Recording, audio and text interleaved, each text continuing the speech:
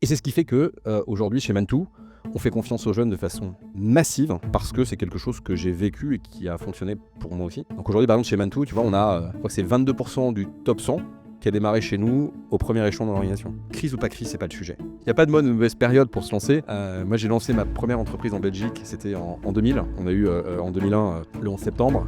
2002 terrible. Amaris, on a démarré en 2007, en 2008, les subprimes, voilà. Et après, on a eu le Covid. Donc, si tu veux, fondamentalement, au contraire, tu vas plus facilement te démarquer quand c'est difficile que quand c'est facile. Olivier Brouran est avec nous. Bonjour Olivier Brouran. Olivier Brouran. Olivier Brouran. Olivier Brouran. Olivier Brouran, bonjour.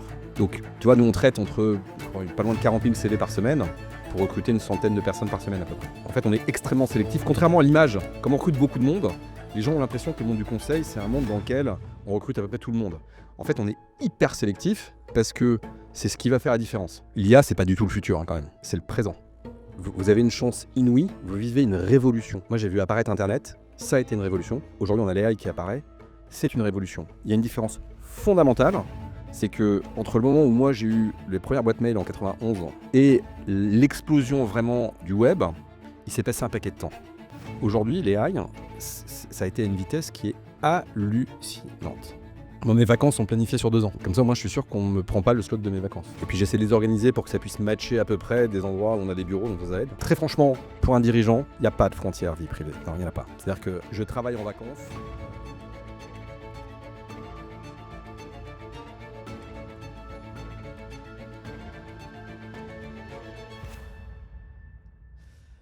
Bonjour à tous, bienvenue pour ce nouvel épisode du podcast Big Boss, le podcast dédié aux dirigeants d'entreprise, édité par Planète Grandes Écoles. On est en compagnie aujourd'hui donc d'Olivier Brouran, voilà, ici en direct de Genève, donc chez Mantou comme vous pouvez le voir. Merci Olivier d'avoir accepté l'invitation. On va parler aujourd'hui un petit peu de ton parcours, voilà, depuis tes études jusqu'à aujourd'hui, bien sûr du groupe et de qu'est-ce que c'est de diriger en fait une entreprise de cette taille-là. Voilà. Merci à tous les deux. Merci à toi. Bienvenue chez nous. Merci beaucoup Olivier. Pour commencer, est-ce que tu peux commencer par te présenter qui tu es, ton parcours jusqu'à aujourd'hui en quelques mots?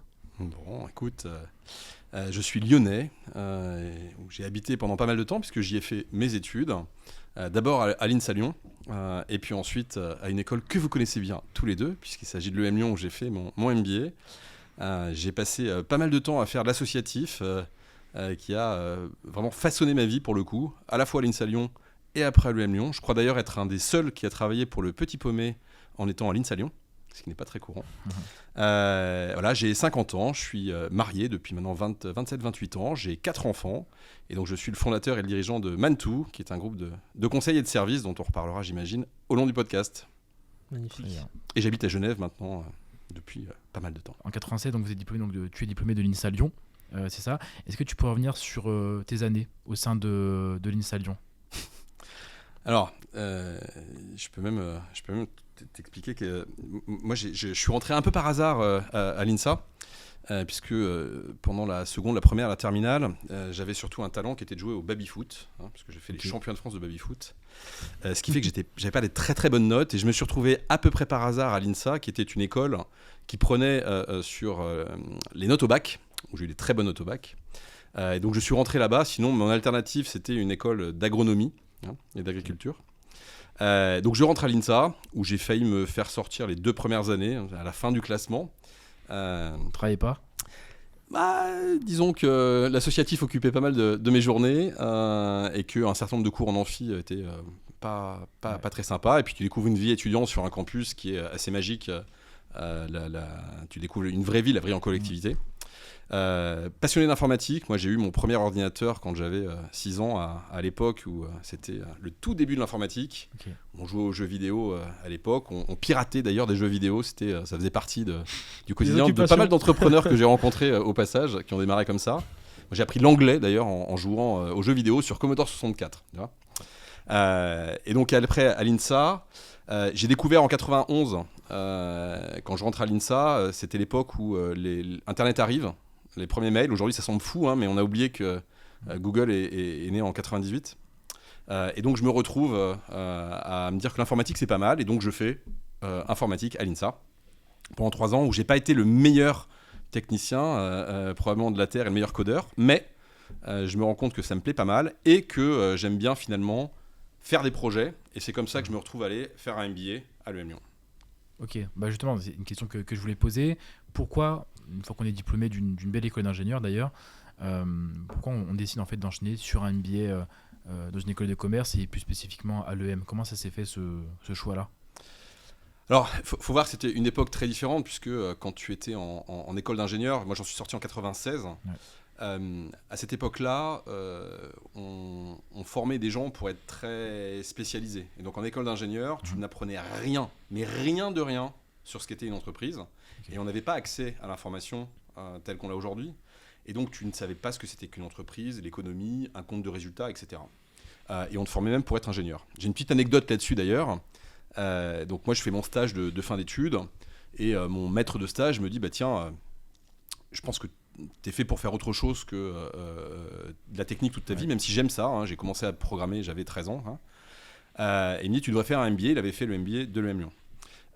Et donc moi je vais voir à l'INSA et je leur dis voilà, j'aimerais bien faire un MBA, il me faut des lettres de recommandation. Et j'avais un projet de fin d'études à l'époque et j'étais chez Sanofi en stage, enfin Ron Poulenc plutôt. Et mon stage, c'était l'impact des 35 heures sur l'organisation du travail, puisque c'était l'époque de la loi Aubry et des 35 heures. Et on m'a dit, écoute, c'est pas assez technique, donc tu vas pouvoir refaire ton projet de fin d'études sur l'impact comparé du bus PCI et du bus VME, donc les bus qu'on a dans les ordinateurs. Donc on m'a fait faire un truc hyper technique et j'ai eu mon diplôme 2 ans après mon MBA. Voilà. Et on a refusé mes lettres de recommandation, puisque c'était une époque où vraiment on voulait pas avoir des gens qui aient une double compétence. Ça a évidemment particulièrement changé aujourd'hui, et on encourage les gens à avoir une diversité de compétences, et c'est très bien, à être curieux, etc. Mais voilà, et c'était juste il y a 27 ans, c'est pas si loin que ça encore. C'est assez marrant de voir ce que c'est. Et donc voilà, et donc j'enchaîne sur un MBA à l'époque, j'avais 21 ans, ce qui aujourd'hui n'est quasiment plus possible. Oui, MBA c'est plus pour les carrières avancées en fait. Ouais. Mais en vrai, on était une dizaine de jeunes diplômés. La moyenne d'âge, ça devait être 32 ans. Et c'était génial parce que quand tu as 21 ans et que tu es avec des gens qui ont 30 ans, 40 ans, j'étais avec quelqu'un qui était, je crois, à l'époque, le patron de l'aviation civile chinoise. Sur 56 personnes, tu avais 27 nationalités. Et donc, c'est un espèce de melting pot, c'est un accélérateur de maturité qui est absolument incroyable. Et pour la première fois de ma vie, j'ai travaillé à l'école. Et donc, je me souviens plus, mais je crois que j'ai dû finir soit major de promo, soit dans les 3 premiers. Voilà, parce que ça me plaisait. Ouais, okay, sur le MBA, ouais, ça me plaisait vraiment. Okay. Voilà. Et donc ensuite, j'ai rencontré, alors ça va vous faire rire là-dedans, moi j'ai rencontré ma femme à Lyon, qui à l'époque animait à la télé lyonnaise une émission qui s'appelait Planète Campus. Okay. Et donc qu'est-ce qu'elle faisait ? Elle recevait les étudiants des grandes écoles. Trop marrant. Voilà. Donc c'est comme ça qu'on s'est rencontrés. Et je suis allé ensuite faire le début de ma carrière en Belgique. Voilà. Et donc tu as été faire un podcast ou une émission radio chez elle et puis c'était à TLM, à Télé Lyonnaise. Ouais, tout à fait. Et on s'est retrouvés là-bas. Alors l'histoire est un peu longue parce que je suis pas vraiment allé à l'émission, j'ai un peu oublié. Sympa. Et on s'est recroisés après sur des pistes de ski. Et voilà. Et 27 ans après, 4 enfants. Comme quoi. Et, voilà. Et une entreprise aussi, parce qu'elle y a largement contribué. La classe. Ça fait plaisir. Pour clôturer cet aspect académique, est-ce que tu pourrais, avec le recul que tu as aujourd'hui, l'expérience que tu as, nous dire un petit peu qu'est-ce que ça t'a apporté finalement ces 2 casquettes, ingénieur et manager ? C'est une très bonne question. Et aujourd'hui d'ailleurs, si je devais conseiller les gens, c'est très compliqué finalement, parce que j'ai à la fois adoré et détesté mon école d'ingénieur. J'ai adoré parce qu'en termes de structuration, de curiosité, de mécanique, de câblage, c'était passionnant.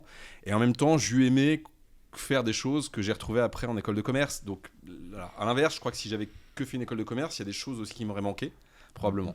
Ce que j'ai, moi, vraiment aimé, c'est que tu découvres une vie associative où tu vas faire des projets. Et il n'y a rien de plus difficile que ça. Moi, j'ai fait les 24 heures de l'INSA. Okay. Donc on organisait une grosse fête étudiante pendant 2 jours sur le campus. Je crois qu'il y avait à l'époque une centaine de milliers de personnes qui venaient. Je crois que c'est encore le cas parce qu'on va avoir les 50 ans bientôt des 24 heures de l'INSA.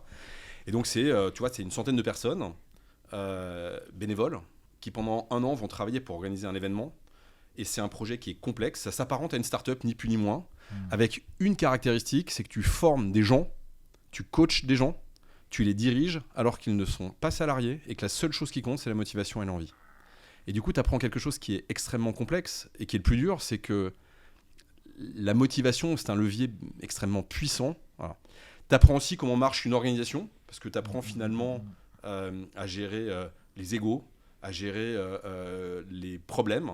Tu passes ta vie à gérer les problèmes. Tu apprends à lever de l'argent, des sponsors.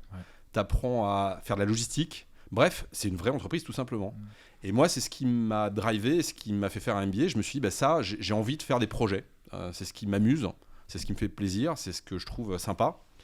J'ai fini entrepreneur, ça aurait pu être aussi intrapreneur, c'est pas le problème. Ce que je voulais faire, c'était vraiment construire quelque chose, le faire grandir et le faire avancer. Voilà. Donc tu débutes ta carrière à Bruxelles, c'est ça, donc chez Altran, si je dis pas de bêtises, si je me trompe pas. Exactement. Est-ce que tu pourrais revenir un petit peu sur ces années post-diplomation, voilà, entrée dans la vie professionnelle, on va dire. Qu'est-ce que tu en retiens de ces années? Alors moi, je trouve que la génération que vous êtes et qui sont vos auditeurs et qui sortent de l'école sont extrêmement matures par rapport à ce que nous, on pouvait être, puisque la façon dont moi, j'ai choisi mon premier job, c'était à peu près parce que c'était à 300 km de ma future femme. Sinon, j'allais à Milan. Je n'avais absolument rien compris de ce que j'allais faire. Je n'ai vraiment rien compris. Okay. Et à l'époque, on devait faire encore l'armée. Et donc, je me suis retrouvé à faire ce qu'on appelait un CSNE, qu'on appelle aujourd'hui VIE. Et qui pour moi était une chance extraordinaire. Et c'est ce qui fait que aujourd'hui chez Mantoux, on fait confiance aux jeunes de façon massive dans le groupe, parce que c'est quelque chose que j'ai vécu et qui a fonctionné pour moi aussi. Donc aujourd'hui par exemple chez Mantoux, tu vois, on a, je crois que c'est 22% du top 100 qui a démarré chez nous au premier échelon de l'organisation, en rentrant dans la boîte. On a des dirigeants de l'entreprise qui aujourd'hui gèrent 11 500 personnes qui ont 34, 36 ans, 32 ans. On a un INSA Lyon qui s'occupe de toute l'Europe du Sud, qui doit gérer 1000 ou 1500 personnes et qui doit avoir 32 ans, etc. Le patron de nos acquisitions a fait l'EM Lyon aussi. Bref, on a plein d'autres écoles aussi, mais celle-là, effectivement, pour moi, une résonance particulière. Ok. Et donc, concrètement, sur cette expérience-là, qu'est-ce que tu en as retenu, tes missions, si tu peux te rappeler un petit peu de ça, si on se replonge? En fait, j'ai tout simplement démarré sur la création d'une activité de conseil en système d'information en Belgique. C'était le 23 juin 97, pour être très précis. Okay. Et pour lequel j'ai commencé à développer des activités. Alors, ça va vous faire rire aujourd'hui, mais on travaillait en fait sur le développement d'applications intranet dans lequel on séparait le contenu du contenant. Et donc, c'était l'apparition d'une technologie qui s'appelle l'XML. Qui aujourd'hui, c'est basique évidemment, puisqu'avant, on faisait que des pages HTML basiques. On faisait du document management, on déployait des projets sur SAP par exemple. Voilà. Donc, c'est une activité que j'ai montée. On a dû monter ça, on était plusieurs à 120, je pense, 120 personnes. Et puis, j'en suis parti après pour aller créer une entreprise, cette fois un peu moins en mode intrapreneur, mais en association avec un grand groupe que j'ai démarré en Belgique et qui s'appelait Axen. Voilà, c'est ma future question justement. Donc, comment ça s'est passé cette transition-là? Donc, c'était une première création de boîte officiellement pour toi? Je te dirais que moi j'ai créé finalement 3 fois une entreprise. La première en étant en CSNE, en VIE. La deuxième, c'était en étant salarié là. Et la troisième, en étant indépendant tout seul. Fondamentalement, c'est pas tant le statut qui compte que le projet que tu vas faire, quoi. Ouais. En revanche, ce qui est vrai, c'est que le driver commun du départ de mes 2 premières activités, ça a été de ne pas partager les valeurs de l'entreprise dans laquelle j'étais, tout simplement. Okay. Ouais, ça ne marchait plus. Ouais, c'est effectivement, on me demandait de faire des choses qui ne correspondaient pas à ce que j'avais envie de faire et ce que je trouvais OK. Et surtout, au-delà de ça, on me demandait de faire des choses qui répondaient à des impératifs qui sont des impératifs de cotation boursière. Parce que les 2 entreprises dans lesquelles j'ai travaillé étaient cotées en bourse. D'accord, ok. Et en fait, la cotation en bourse a beaucoup d'avantages.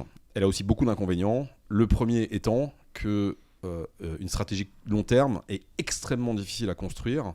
Quand tu dois sortir quelque chose tous les quarters, c'est complexe pour ça. Et donc, quand on a monté Mantoux, on a choisi de rester indépendant pour justement pouvoir avoir une stratégie où tu construis sur le long terme pour l'intérêt de l'entreprise et pas uniquement pour le court terme, l'intérêt de l'actionnaire, qui est une des parties prenantes d'une organisation. Il y a l'actionnaire, il y a les talents, les clients et l'environnement sur lequel on opère. Et en fait, une entreprise, elle doit adresser ces 4 parties prenantes, c'est important. Et la financiarisation de l'économie a mis un barycentre massif sur l'actionnaire. Et en fait, je trouvais que c'était pas quelque chose qui était sain et durable. Et donc voilà pourquoi Mantoux, on est resté indépendant et c'est une valeur chez nous qui est très fortement ancrée. On aura l'occasion d'y revenir. On va peut-être avancer un petit peu alors effectivement dans la chronologie. En 2007 alors, donc tu fondes Amaris Consulting. Oui. Donc déjà, donc ça vient d'où cette idée? C'est quoi concrètement et pourquoi ce nom aussi Amaris? J'aime toujours poser des questions sur les noms. C'est une excellente question. Voilà. Alors, et par ailleurs, c'est une question que l'on adresse quand on intègre des recrues, parce que c'est important de comprendre le nom de ton entreprise. Donc, Amaris, à l'époque, le constat, c'était de se dire qu'il y avait une place pour un groupe de conseil qui réinvente le métier du conseil, qui est un métier qui est assez vieux, et qui a potentiellement un legacy fort dans les activités concurrentes. Et donc, il y avait moyen de le refaire différemment, de le penser international, de le penser à grande échelle, de le penser mondial, de le penser digitalisé. En 2007, quand on démarre, et ça fait rire aujourd'hui, mais on bossait déjà en remote. On avait SharePoint complet, on avait Lync, qui était l'ancêtre de Skype for Business, l'ancêtre de Teams ou de Google Meet ou Zoom. Et donc en fait, on travaillait déjà en hybridation il y a maintenant 17 ans. Donc quand le Covid est arrivé, souvent on nous posait la question. En fait, on ne comprenait même pas la question de. Mais c'est-à-dire. Oui. Nous, ça nous arrive parfois de se retrouver. Tu es dans un team, tu dis à quelqu'un, mais t'es où toi? Je suis à Barcelone. Ah bon? Mais moi aussi, t'es où? Je suis au premier étage, t'es où toi? Au deuxième. Ah bah attends, bouge pas, on va te mettre dans le même bureau. Parce qu'en fait, le mode de collaboration à distance est vraiment natif dans l'entreprise et très marqué. Avec ses avantages et ses défauts, mais voilà, natif. Donc il y avait une place pour créer une entreprise comme ça. Et donc on a cherché un nom. Ce nom, il devait être international.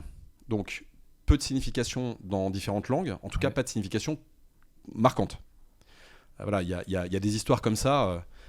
Je crois de mémoire que, si je me trompe pas, je crois que Peugeot en chinois, ça veut dire fille de petite vertu. C'est pas terrible. Okay. Je crois qu'il y a l'histoire comme ça d'un 4x4. Je sais pas si c'est le Coléos ou le Pajero qui veut dire testicule dans un pays. Enfin, c'est pas ouf. Non, c'est pas ouf. En France, on a l'Audi e-tron. C'est pas, pas terrible comme nom. Donc on cherchait un nom qui n'ait pas de connotation. Donc Amaris, en fait, ça, c'est le plus que... c'est toujours d'ailleurs. Je crois que c'est le plus que parfait du verbe aimer en latin. On vit très bien avec. D'accord. Je crois que c'était la promesse de Dieu en hébreu. On vivait très bien avec. Et donc il n'y avait pas de signification. Le nom de domaine était à peu près disponible ou pas cher, parce que c'est un des vrais problèmes aujourd'hui. Bien sûr. Et c'était un nom qui sonnait à peu près correctement dans toutes les langues. Donc voilà comment on est tombé dessus. Ok. Et donc pourquoi cette volonté de créer un cabinet de conseil, et conseil en quoi d'ailleurs?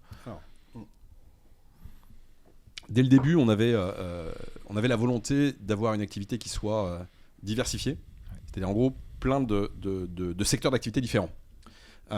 Qui soit donc multi-secteur, multi-métier, pour couvrir plein de métiers différents.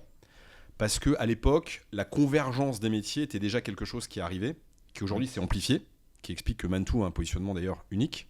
À l'époque, on parlait des années 2000, on parlait de la convergence entre l'IT et le télécom. Cette convergence, aujourd'hui, elle est massive, puisque si on prend par exemple un constructeur comme Tesla, est-ce que c'est des voitures? Est-ce que c'est électronique? Est-ce que c'est de la mécanique? Est-ce que c'est de l'électricité? Est-ce que c'est du service? En fait, c'est un peu tout ça. Et donc, il y a besoin d'acteurs qui agrègent l'ensemble des compétences de façon à aider les clients à le faire. Donc, c'était le driver que l'on avait ici. Donc, on a commencé dans la banque à Genève à aider les clients sur des problématiques d'organisation bancaire. Et rapidement, on a continué à déployer nos activités, à la fois en termes de secteur d'activité, de métier et de géographie. J'avais lu que c'est sur des petites missions que des gros concurrents comme Cap ou Accenture, par exemple, ne voulaient pas faire. C'est vrai, ça? Effectivement, vous travaillez sur des petites missions pour commencer pour se lancer? Oui, tout à fait. En fait, si tu veux, le monde du conseil, c'est un monde dans lequel on va avoir globalement 8 métiers qui vont depuis ce qu'on fait nous, par exemple, le conseil aux dirigeants, dans lequel tu vas travailler sur la raison d'être. Tu vas aider une entreprise à passer entreprise à mission. Tu vas travailler sur la communication d'un dirigeant, en passant par la transformation IT, transformation digitale, transformation technologique, en passant par le marketing, le digital, etc., etc. Et donc on va couvrir toute cette chaîne de valeur. Et je ne sais absolument plus pourquoi je te dis ça. Parce Et que la question que tu m'as question posée. c'était voilà, quel type de mission vous commenciez à faire sur vos premières collaborations en fait. Ouais. Non, tu me posais la question, c'est bon, je l'ai, des projets que l'on avait pris et que les autres ne prenaient pas. Tout à fait. En gros, hein, dans le monde aujourd'hui, on doit être nous aujourd'hui le 100e acteur mondial à peu de choses près. Okay, on est une petite entreprise. 1 milliard de chiffre d'affaires, 11 500 personnes, c'est une petite entreprise. On a des concurrents, non mais c'est vrai, c'est aussi fou que ça puisse paraître. Ouais, c'est vrai. On a des concurrents qui font 700 000 personnes, qui font 60 milliards de chiffre d'affaires. Donc rapporté à eux, on est une petite boîte. En revanche, on est dans le top 100 mondial. Donc je te laisse imaginer la fragmentation du marché. En gros, tu as des très gros acteurs qui sont capables d'aider des clients dans pas mal de pays, dans le monde entier, techniquement parlant.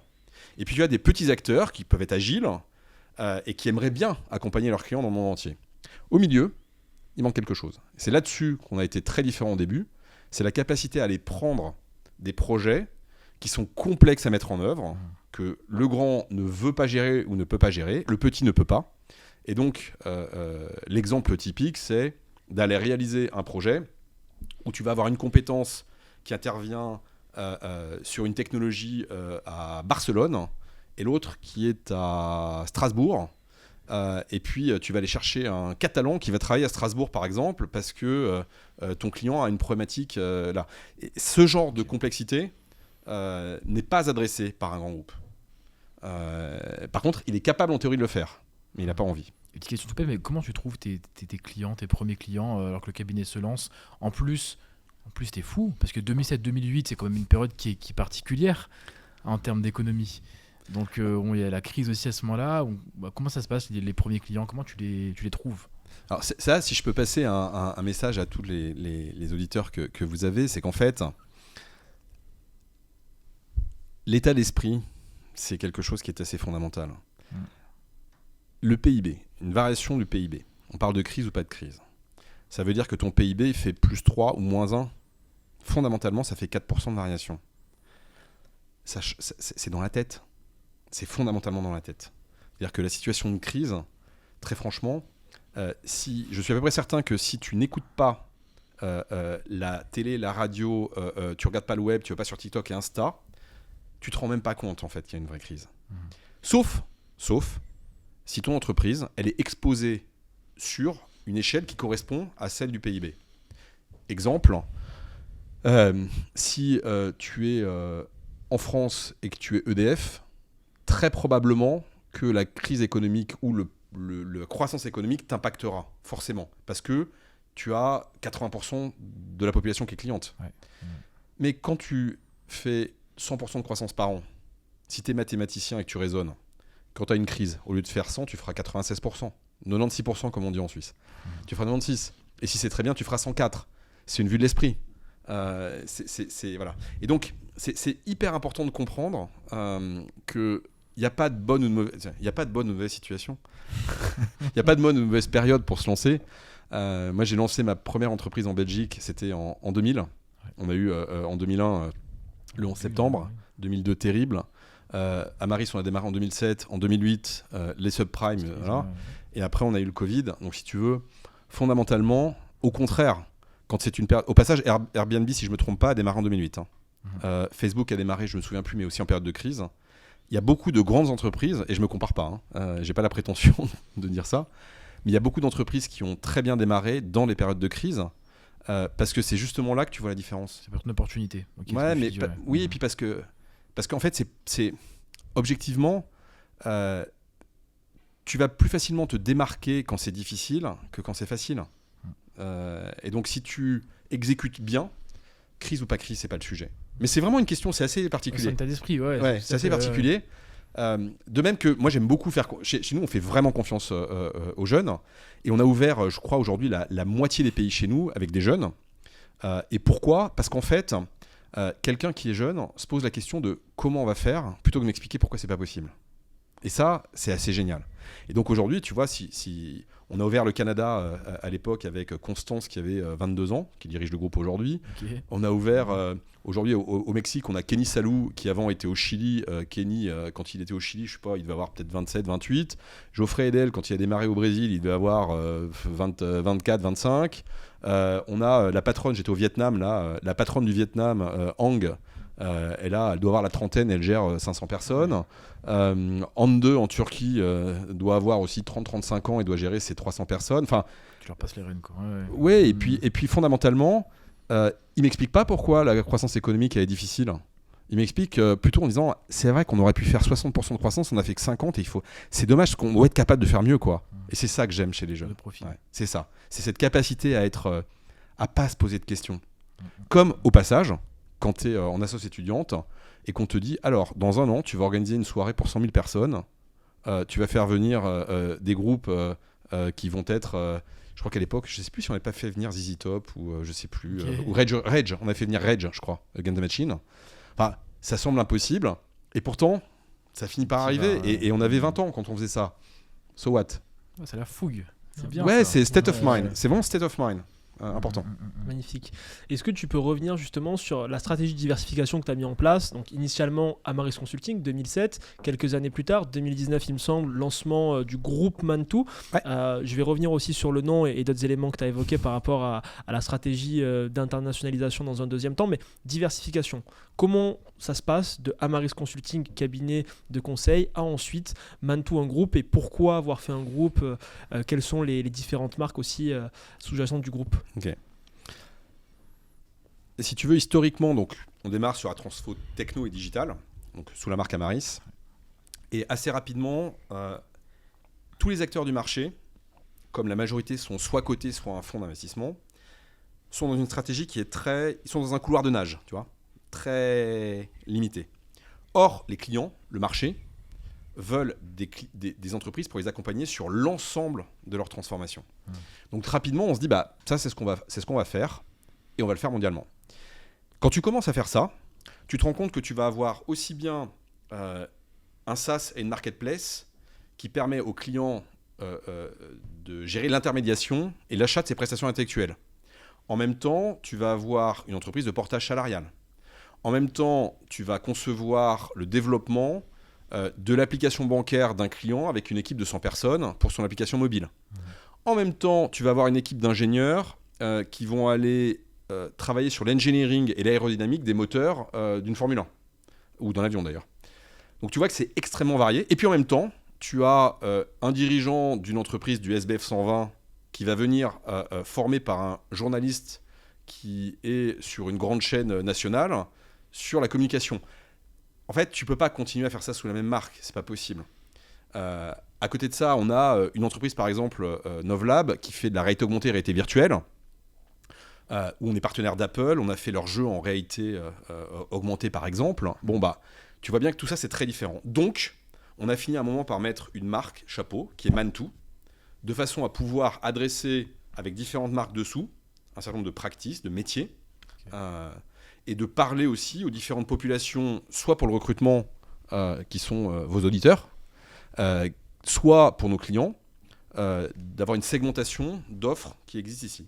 Donc tu peux avoir des marques qui vont répondre globalement à un problème du client, et en même temps, chaque marque peut être dans son couloir de nage aussi. Et Mantou, puisque tu posais la question, ça veut dire le conseiller en sanskrit.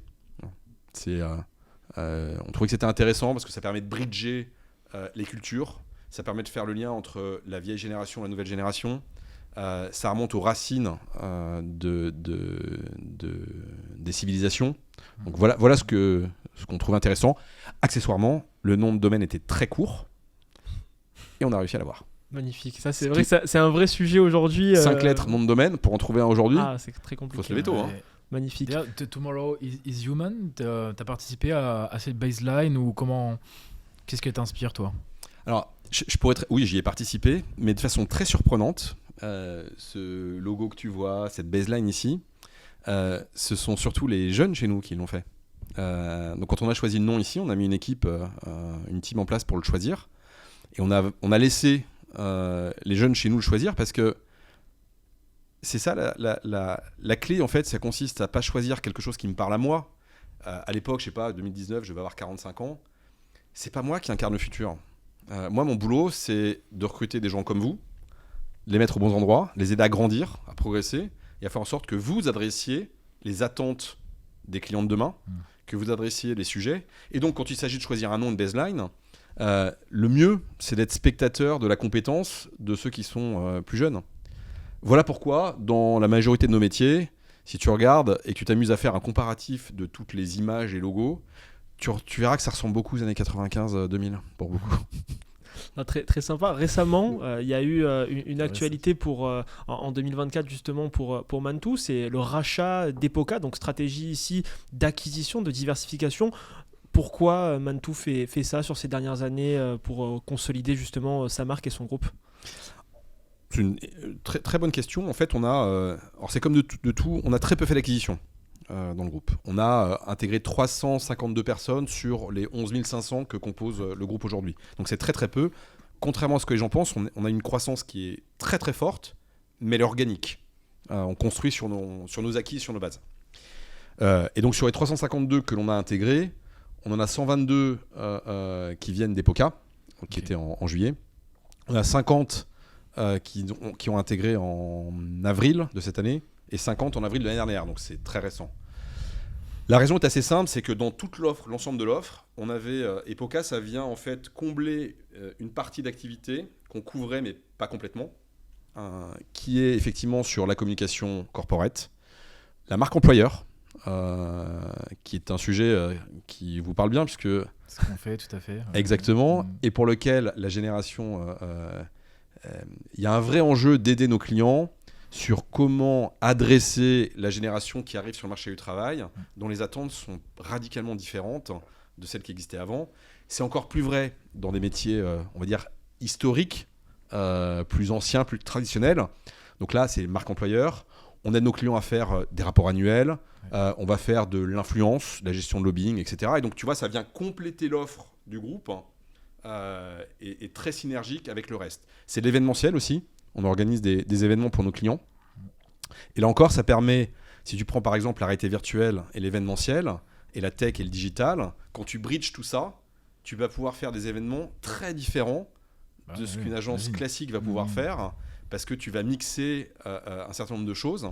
Et donc, tu vas pouvoir adresser aussi les attentes d'une génération qui seront les clients de demain ou les clients d'aujourd'hui, tout simplement. Quoi, c'est un mouvement, ça, ces agences de com qui se font racheter par des cabinets de conseil. On voit qu'il y en a certaines quand même, dont c'est le cas.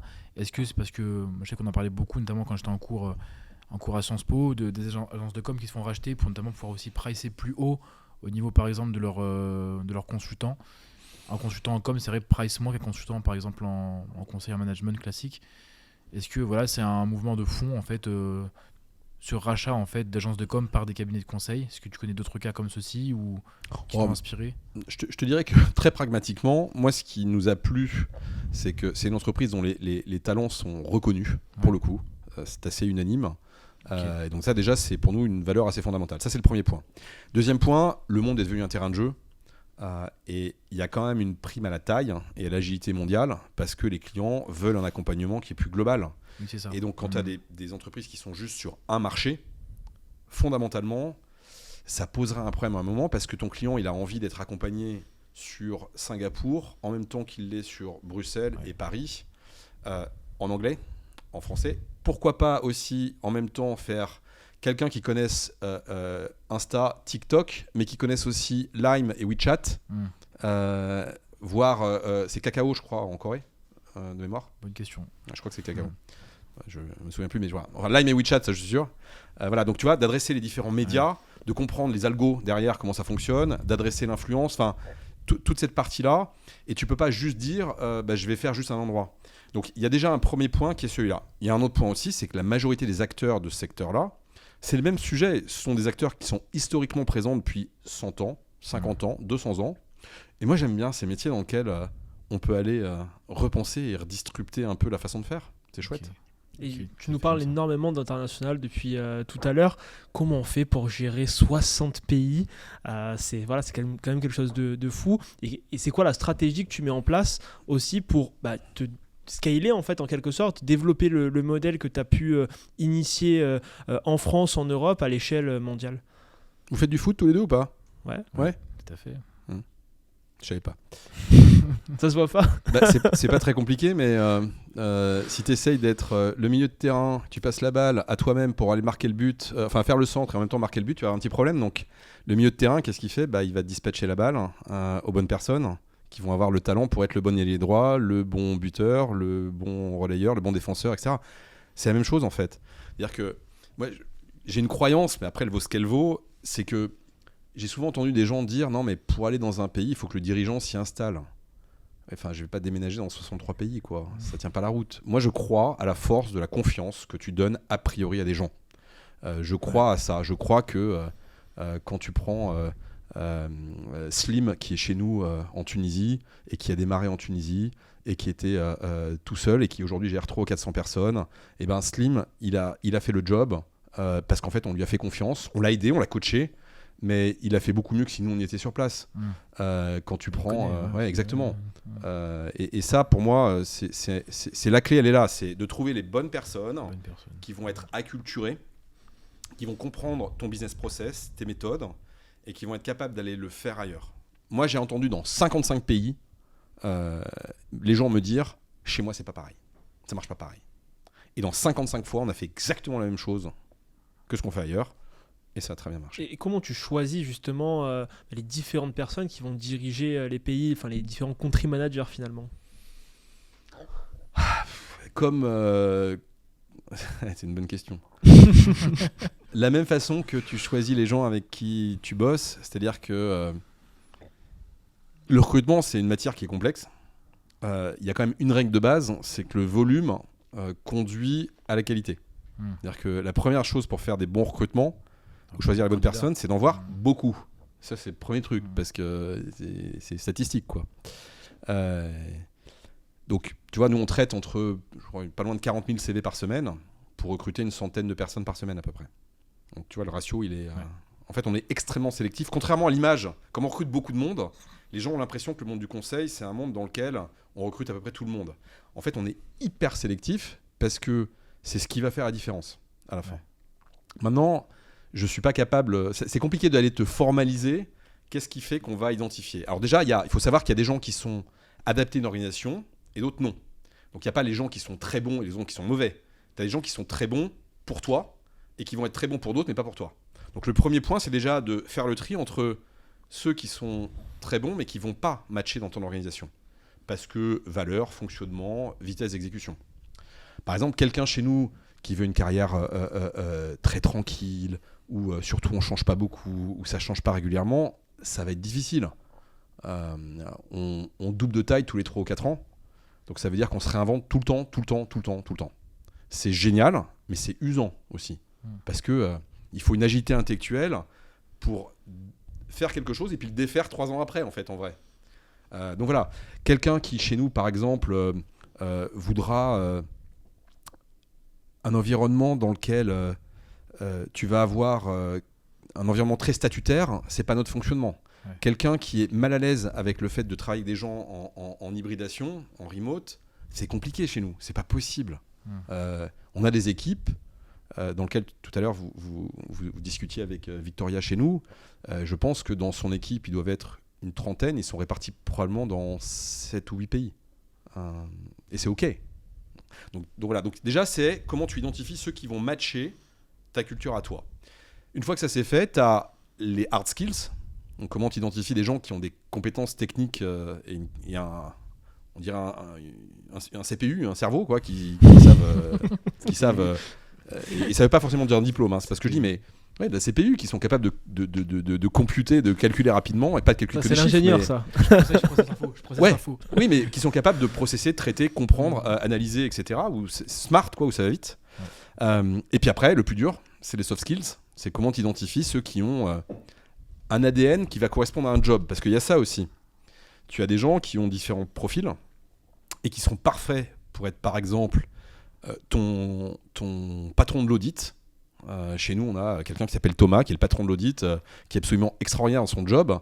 Je ne l'enverrai pas ouvrir un pays chez moi. À l'inverse, j'ai des gens qui ont ouvert des pays chez nous. On a en Suède Boris. Je ne crois pas que j'enverrai Boris pour être le directeur financier du groupe, tu vois. Donc, Donc voilà. Chacun son truc. Donc chacun, voilà. Par contre, il n'y a quand même pas de mystère.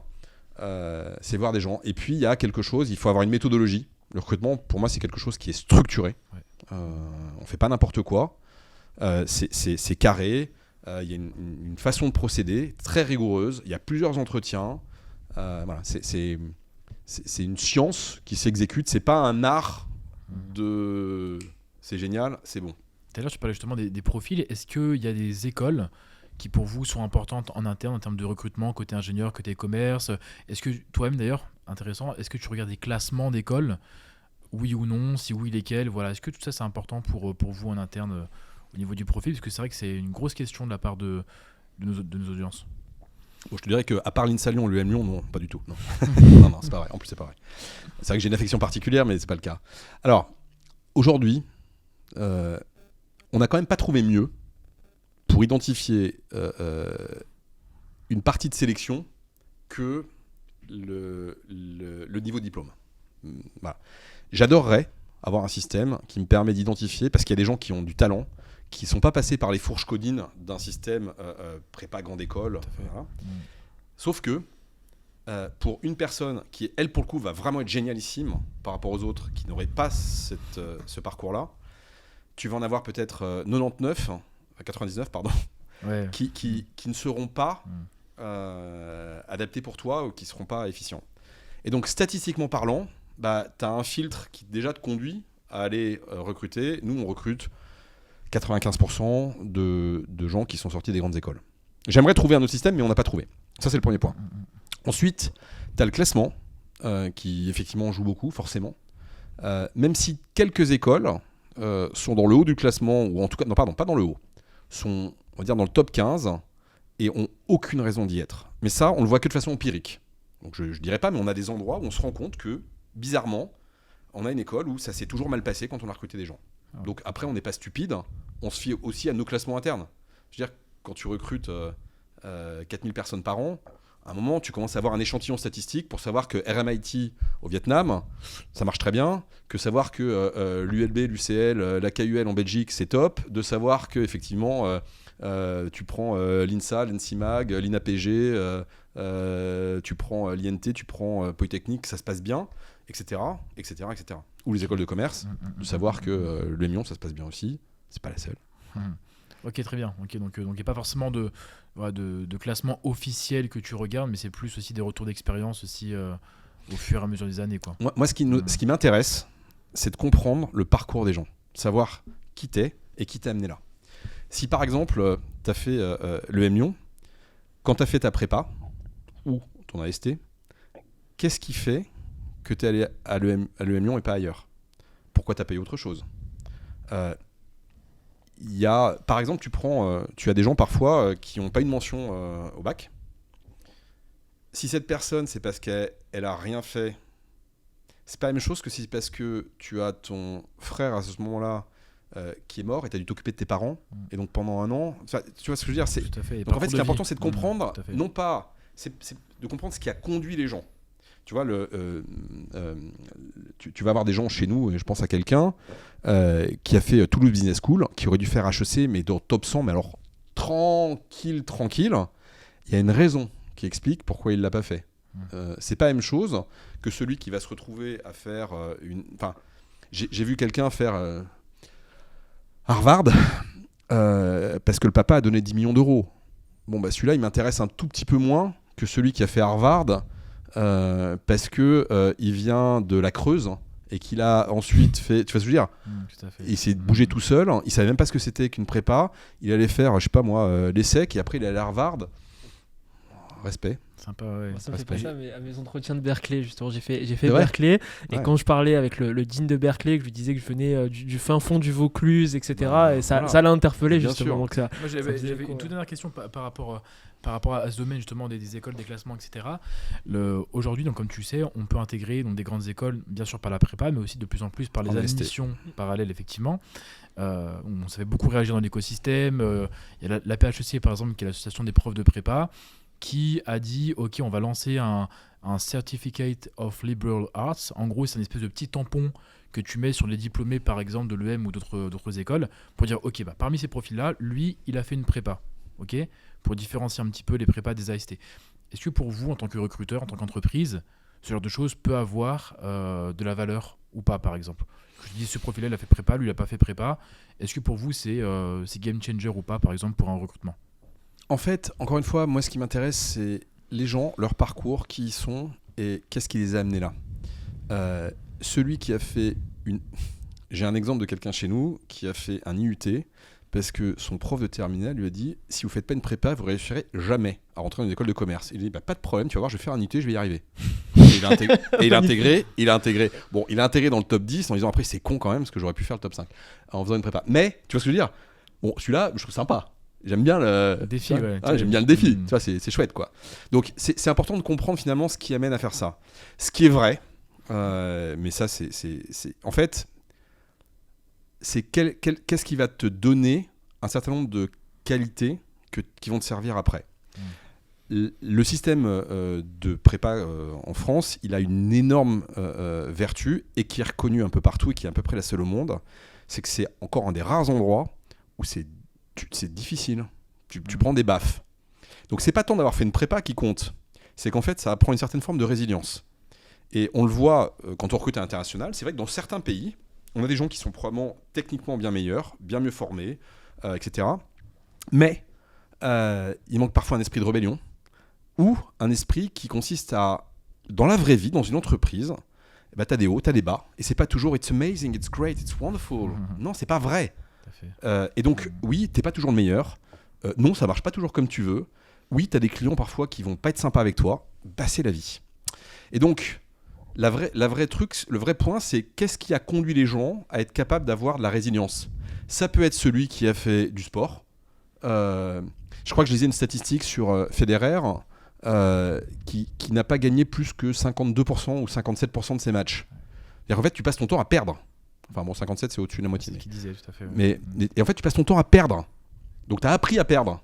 Bon, bah si quelque part, tu as joué au tennis, je crois que c'est Stanislas Nokchato, le patron de Doctolib, qui jouait beaucoup au tennis. Effectivement. Ouais. Ancien espoir du tennis. Exactement. Bon, bah il a appris à perdre, quoi. Donc, tu apprends aussi à gagner, forcément. Et à célébrer la victoire. Donc, tu vois, c'est plus tous ces parcours-là. Et puis, par ailleurs, tu peux tout à fait avoir des gens qui ont fait HEC ou Polytechnique, en France, ou l'INSEAD, et qui sont pas bien pour ta boîte, ou qui sont pas juste bien tout court pour un job. Voilà. En général, c'est pas les majors de promo sont pas toujours, et je suis mal placé pour le dire parce que à Lyon, je crois que j'ai été, mais les majors de promo sont pas forcément toujours ceux qui sont plus adaptés à une vie en entreprise, en fait. Ça veut pas dire qu'ils sont pas adaptés à autre chose. Ok. Ouais, c'est du cas par cas, en fait. C'est ça, tout à fait. Mais c'est sûr que, on va dire que c'est un faisceau. C'est sûr que quelqu'un qui a eu un bac avec les félicitations, qui ensuite a fait une prépa dans une belle prépa et qui a intégré une des meilleures écoles de commerce ou d'ingénieur, statistiquement parlant, à la sortie, normalement, tu t'occupes que de ses soft skills, quoi. Le reste, ça devrait aller.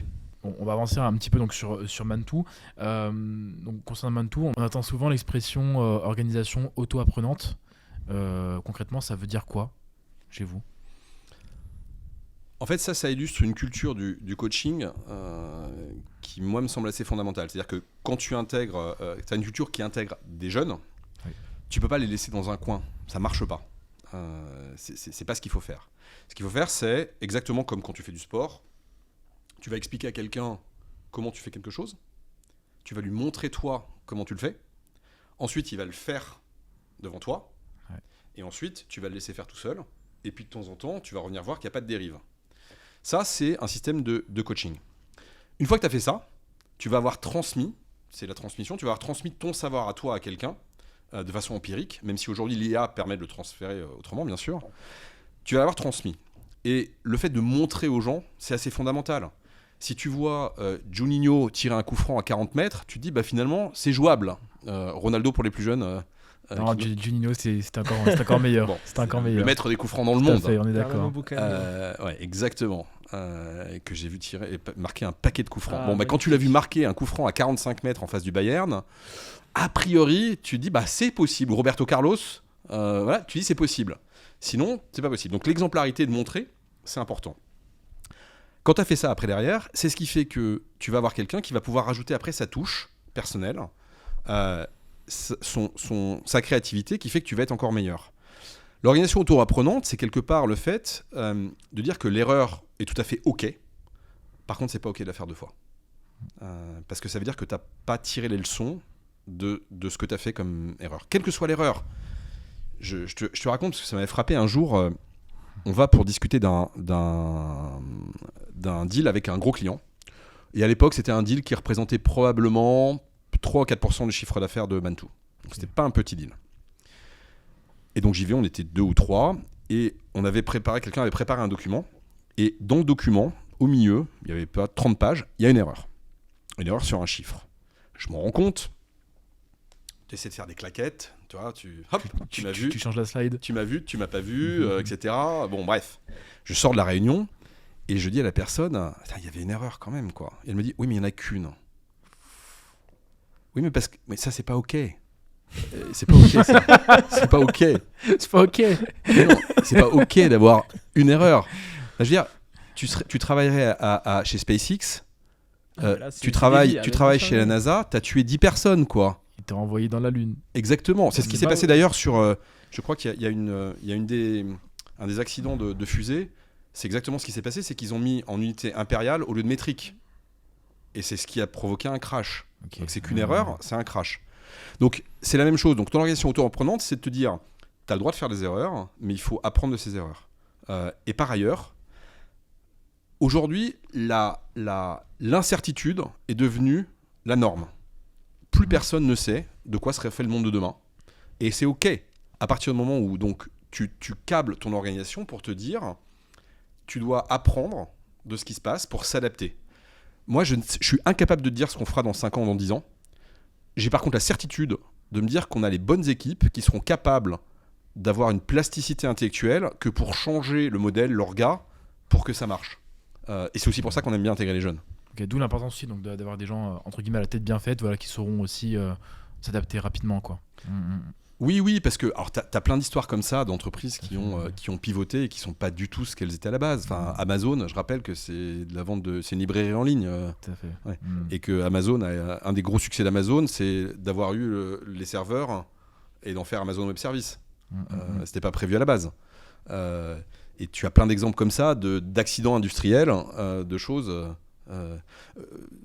Volkswagen vend plus de saucisses que de voitures quand même. Hein. Je vous promets que c'est vrai. Hein. Comment ça ? Volkswagen vend plus de saucisses que de voitures, tu regarderas. Parce que quoi, ils ont une filiale qui vend. Ok. Ouais.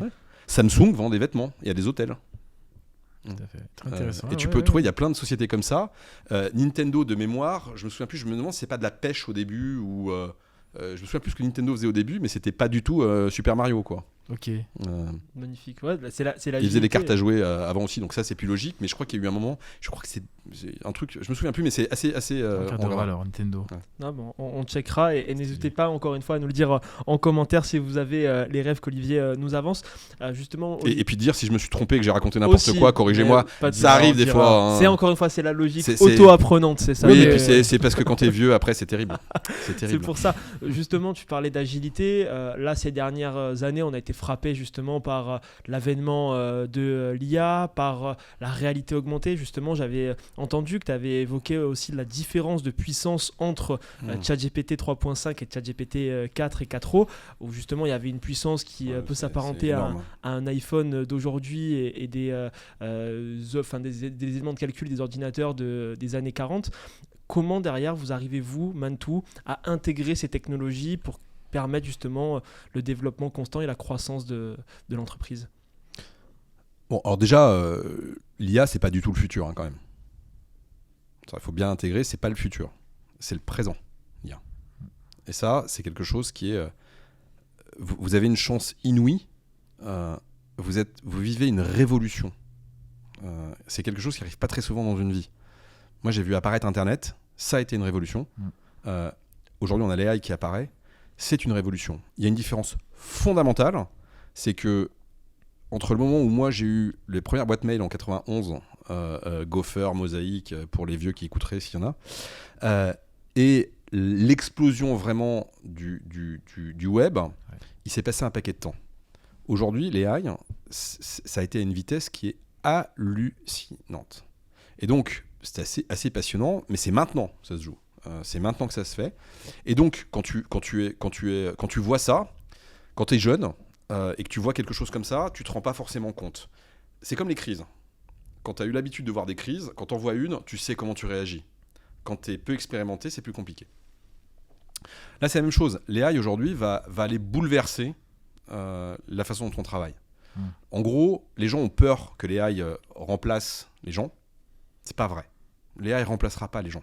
Par contre, aujourd'hui, dans vos auditeurs, tous ceux qui n'utilisent pas l'AI seront tous remplacés par des gens qui l'utiliseront. Et les entreprises qui n'utilisent pas l'AI disparaîtront au profit des entreprises qui, elles, l'utilisent. Pourquoi ? Parce que si grâce à l'AI, tu arrives à gagner 20-30% de productivité, tu imagines bien que l'entreprise qui ne l'a pas, elle est morte. Ouais, elle perd. Morte. Il n'y a pas d'alternative.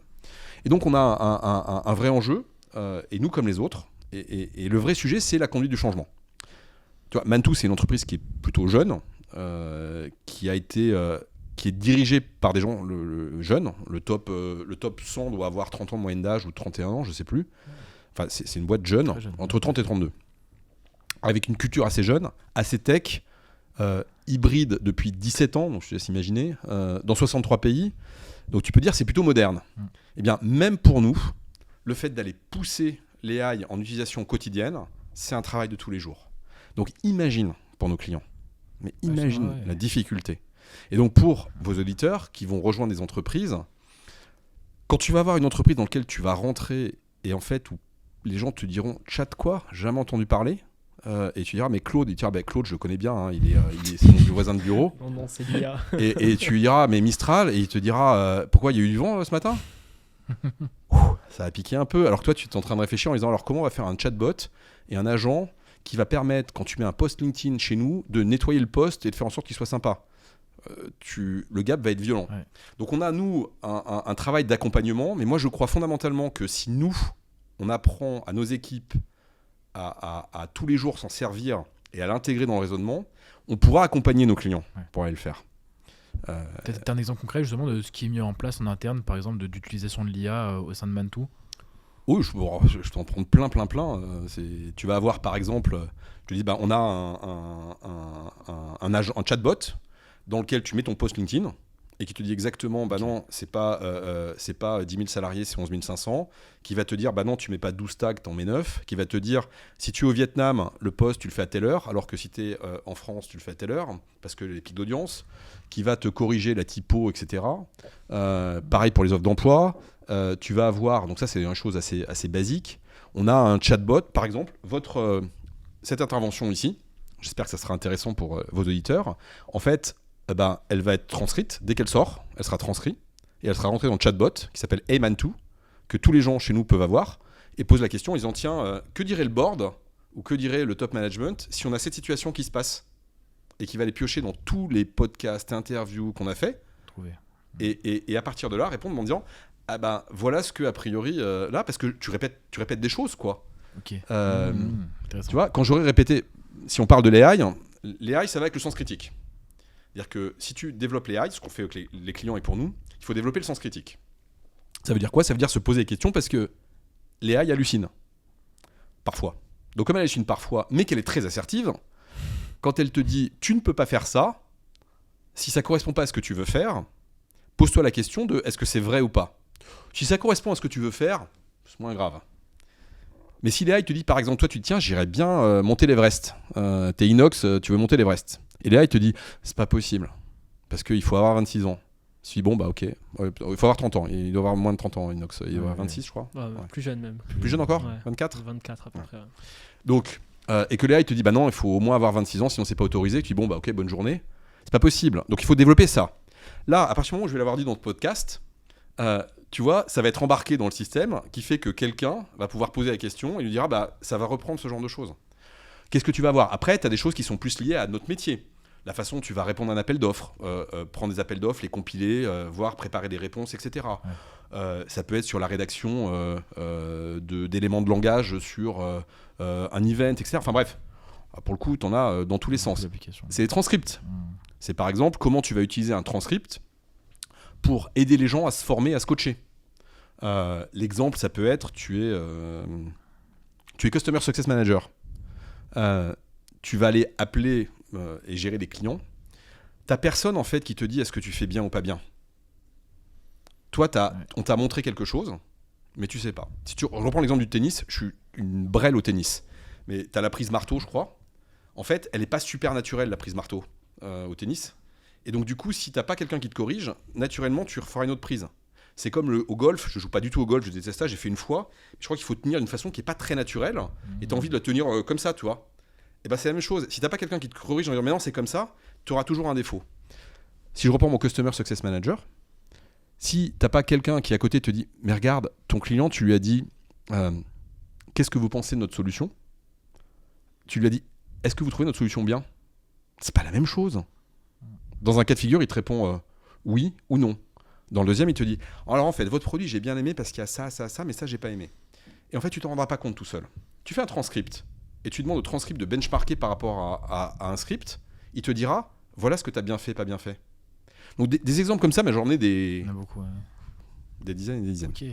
D'ailleurs, pour tous ceux qui nous écouteront, on cherche des AI Deployment Managers qui vont être attachés au board du groupe.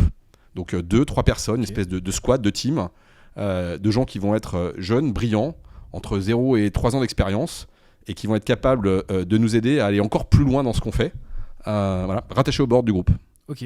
Avis aux amateurs. Très belle opportunité. Magnifique. Exactement. Ok, très bien. Très clair ces applications-là. On voit justement que Mantoux se distingue d'autres cabinets de par justement cette agilité, cette fraîcheur, cette jeunesse, cette confiance qui est accordée à l'humain, aux humains de demain justement et aux jeunes. Mais de manière globale, quand tu dois te comparer, demain tu es par exemple aux États-Unis, tu es dans un TV show, tu dois en 1 minute pitcher Mantoux pour dire pourquoi Mantoux et pas un autre cabinet, qu'est-ce qui le distingue réellement ? Si je devais le faire très vite, je te En dirais. français, hein. Ouais. Je te dirais, dans un marché qui est ultra saturé, si on est passé de 0 à 1 milliard de chiffre d'affaires en 17 ans en croissance organique, nos clients, ils ne nous avaient pas attendu pour avoir des fournisseurs et on est très satisfaits. C'est que tous nos clients ont trouvé une très bonne raison de bosser avec nous. Appelez-nous. Ok, Voilà. magnifique. Ça fait 15 secondes, je crois. Très clair. Plus efficace, ouais. Ok, c'est très bien. J'aimerais bien qu'on redescende un tout petit peu d'un étage pour se remettre encore une fois à la place donc, des étudiants qui vont nous écouter, qui découvrent aussi un petit peu ce monde là, de la finance, du conseil, etc. Toutes ces matières un peu corpo qu'on a en école. Le conseil en management, ça consiste en quoi concrètement ? On fait souvent un petit peu le dualisme entre le conseil en strat d'un côté et le conseil en management. Est-ce que toi, c'est quelque chose que tu approuves d'ailleurs, cette distinction-là ? Et comment tu pourrais définir le conseil en management, par exemple ? Dans ta question figure la réponse, si on est aligné, je crois, sur la réponse. En vrai, le sujet, c'est comment une entreprise va se transformer de A jusqu'à Z. Oui. Et la transfo, avant, tu pouvais dire je fais du conseil en strat, je fais du conseil en management, je fais de la tech, etc. Tout à fait. Je fais du marketing. Aujourd'hui, en fait, tu es obligé de tout faire parce que ça n'a pas de sens que de travailler sur, par exemple, le positionnement d'une marque si tu n'es en même temps pas capable de comprendre le SEO, la programmatique, le digital, la tech qui est derrière et comment ça fonctionne. Donc moi, je crois que l'entreprise de demain, c'est celle qui sera capable d'accompagner les clients sur une approche différente. Pourquoi ? Notre croyance, c'est que le monde dans lequel on va vivre, c'est un monde dans lequel une entreprise, elle aura une raison d'être, une mission, et elle va devoir agréger des compétences pour aller faire ces projets-là. Donc qu'est-ce qui va se passer ? Aujourd'hui, le schéma classique, c'est une entreprise, elle a des salariés et quelques sous-traitants. Ouais. Demain, l'entreprise, elle aura un bout de salariés, un bout de freelance, un bout de bureau d'études, un bout de société de conseil, un bout de sous-traitants, un bout de partenaires, et elle va agréger toutes ces compétences pour aller faire au gré d'un projet et de changer les projets dont le time to market se réduit. C'est ce que nous, on considère comme étant le future of work. Cette espèce d'hybridation de l'ensemble des compétences. Et pour ça, il faudra une entreprise qui soit capable de faire travailler tous ces types de compétences ensemble. Et ça, c'est ce sur quoi nous, on travaille. Je vais te donner 3 chiffres. En 90, 10% de la population mondiale avait un job qui était de type slasher ou freelance. Ouais. Aujourd'hui, c'est 40%. En 2030, ça sera 70% de la population mondiale. Donc il y a un shift fondamental de la relation au travail qui vient à la fois des attentes de la génération que vous incarnez, et en même temps du fait que quand tu mettais avant 10 ans pour faire une voiture, aujourd'hui tu la sors en 18 mois. Et donc, je prends une voiture, j'aurais pu prendre autre chose. Hein. Donc, ton time to market a tellement changé que tu dois agréger des compétences très différentes pour faire un projet et qui doivent changer. Donc voilà pourquoi, si on prend le conseil en strat en management, il va falloir intégrer l'ensemble de ça parce que si tu fais que un petit bout à la lorgnette, ça n'a aucune espèce d'intérêt. L'autre problématique que l'on a, et qu'on n'a pas résolu la quadrature du cercle, c'est qu'en fait, pour faire du conseil en strat, en management de façon large, il faut aider ton client à se réinventer. Pour qu'il se réinvente, il faut casser les codes. Pour casser les codes, il faut le faire avec des jeunes. Le problème, c'est que la majorité des clients ne sont pas encore prêts aujourd'hui à avoir quelqu'un qui a 25 ou 30 ans qui va lui expliquer comment le monde de demain va être. Ce qui peut se comprendre aussi, se faire conseiller par un gamin, entre guillemets, c'est pas logique d'un côté. Mais d'un autre côté, si tu veux, c'est comme quand tu mets un shadow comex en place. Ouais. Tu vois, un shadow comex, c'est effectivement le fait de dire je vais dupliquer mon comex pour leur poser des questions et des thématiques pour réfléchir.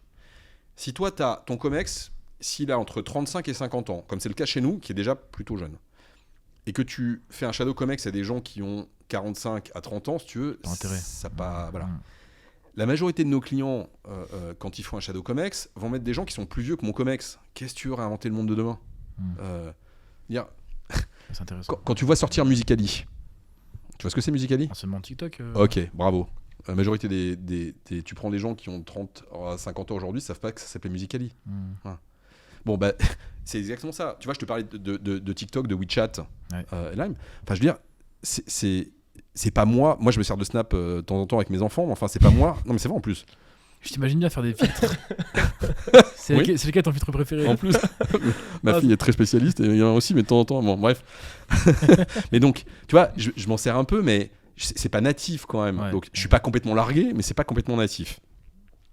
Fondamentalement, si tu veux penser à comment tu vas aider ton client à impacter sur TikTok, WeChat ou Lime, mine de rien, tu peux faire ce que tu veux, mais ok, j'ai compris.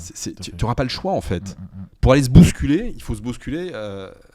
Moi, j'aime bien rencontrer des startups, des gens qui sont jeunes, pour aller bousculer des idées reçues. En même temps, l'expérience a quand même une vertu, et c'est le mix de ces deux éléments. Ce qui est très compliqué dans le monde du conseil en strat en management, c'est un phénomène qu'on appelle le CYA. Cover your ass. Quand tu es un client, et que tu as choisi une entreprise qui a un nom très établi, qui commence par un M par exemple et qui finit par un Y, jamais tu vas te faire licencier si ça se passe mal. Jamais.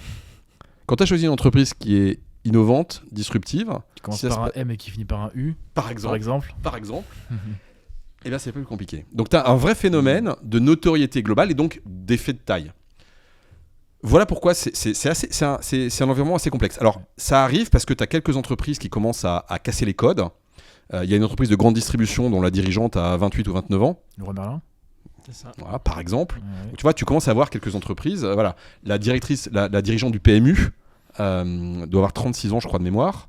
Bon, chez nous, les dirigeants ont 34 et 36 ans. Enfin, tu vois, donc il y a une génération qui incarne un renouveau et j'espère en tout cas que vous allez nous mettre dehors et renouveler tout ça parce que à vos âges, vous êtes capable de faire des choses qu'on ne savait pas faire, c'est une certitude.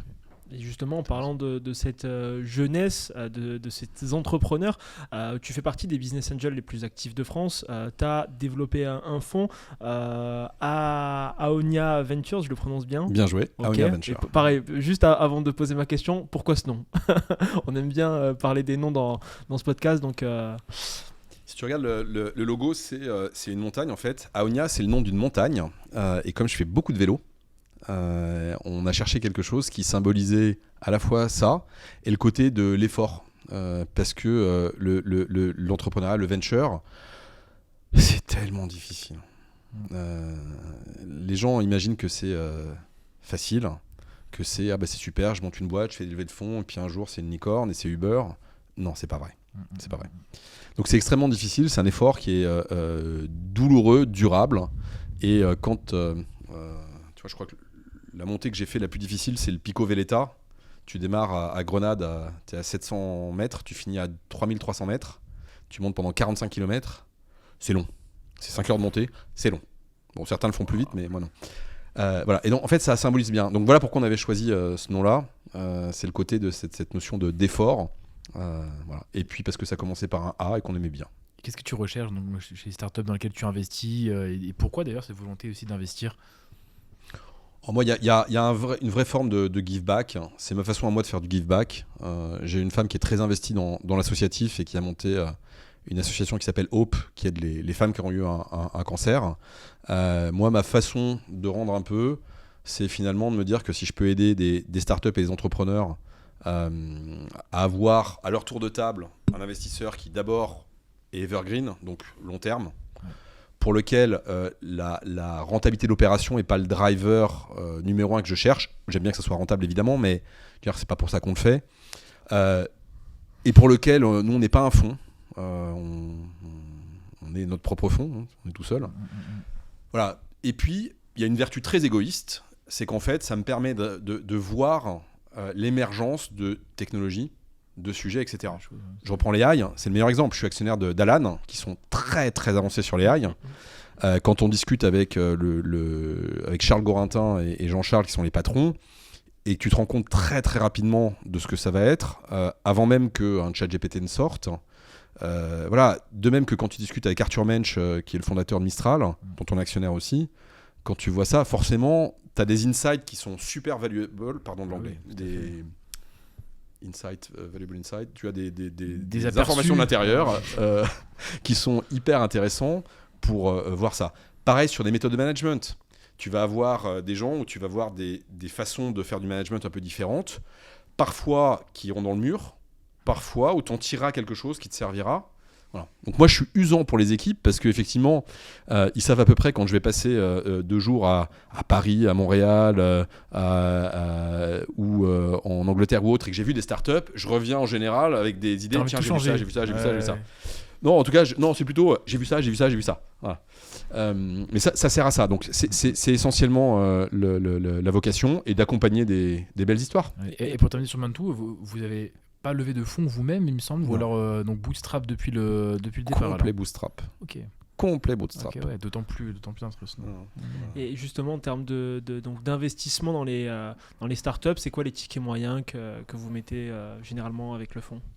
Bon, il faudrait que vous faisiez l'interview de Bruno Feuvret qui a fait le M Lyon. Je pense qu'il se prêterait au jeu sans problème et qui dirige mon fonds de venture. Parce que c'est essentiellement lui qui gère cette part. Moi, la seule chose qui m'intéresse, c'est la tech, les gens, les people. Et puis, de donner un peu de temps.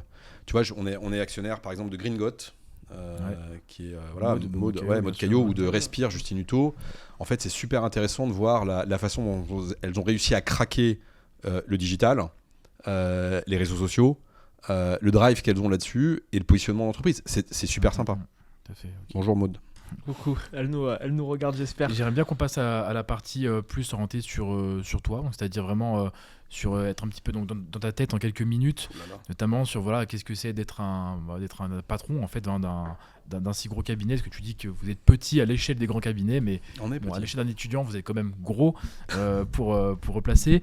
Donc j'aimerais bien par exemple que tu me dises concrètement, une journée type chez toi.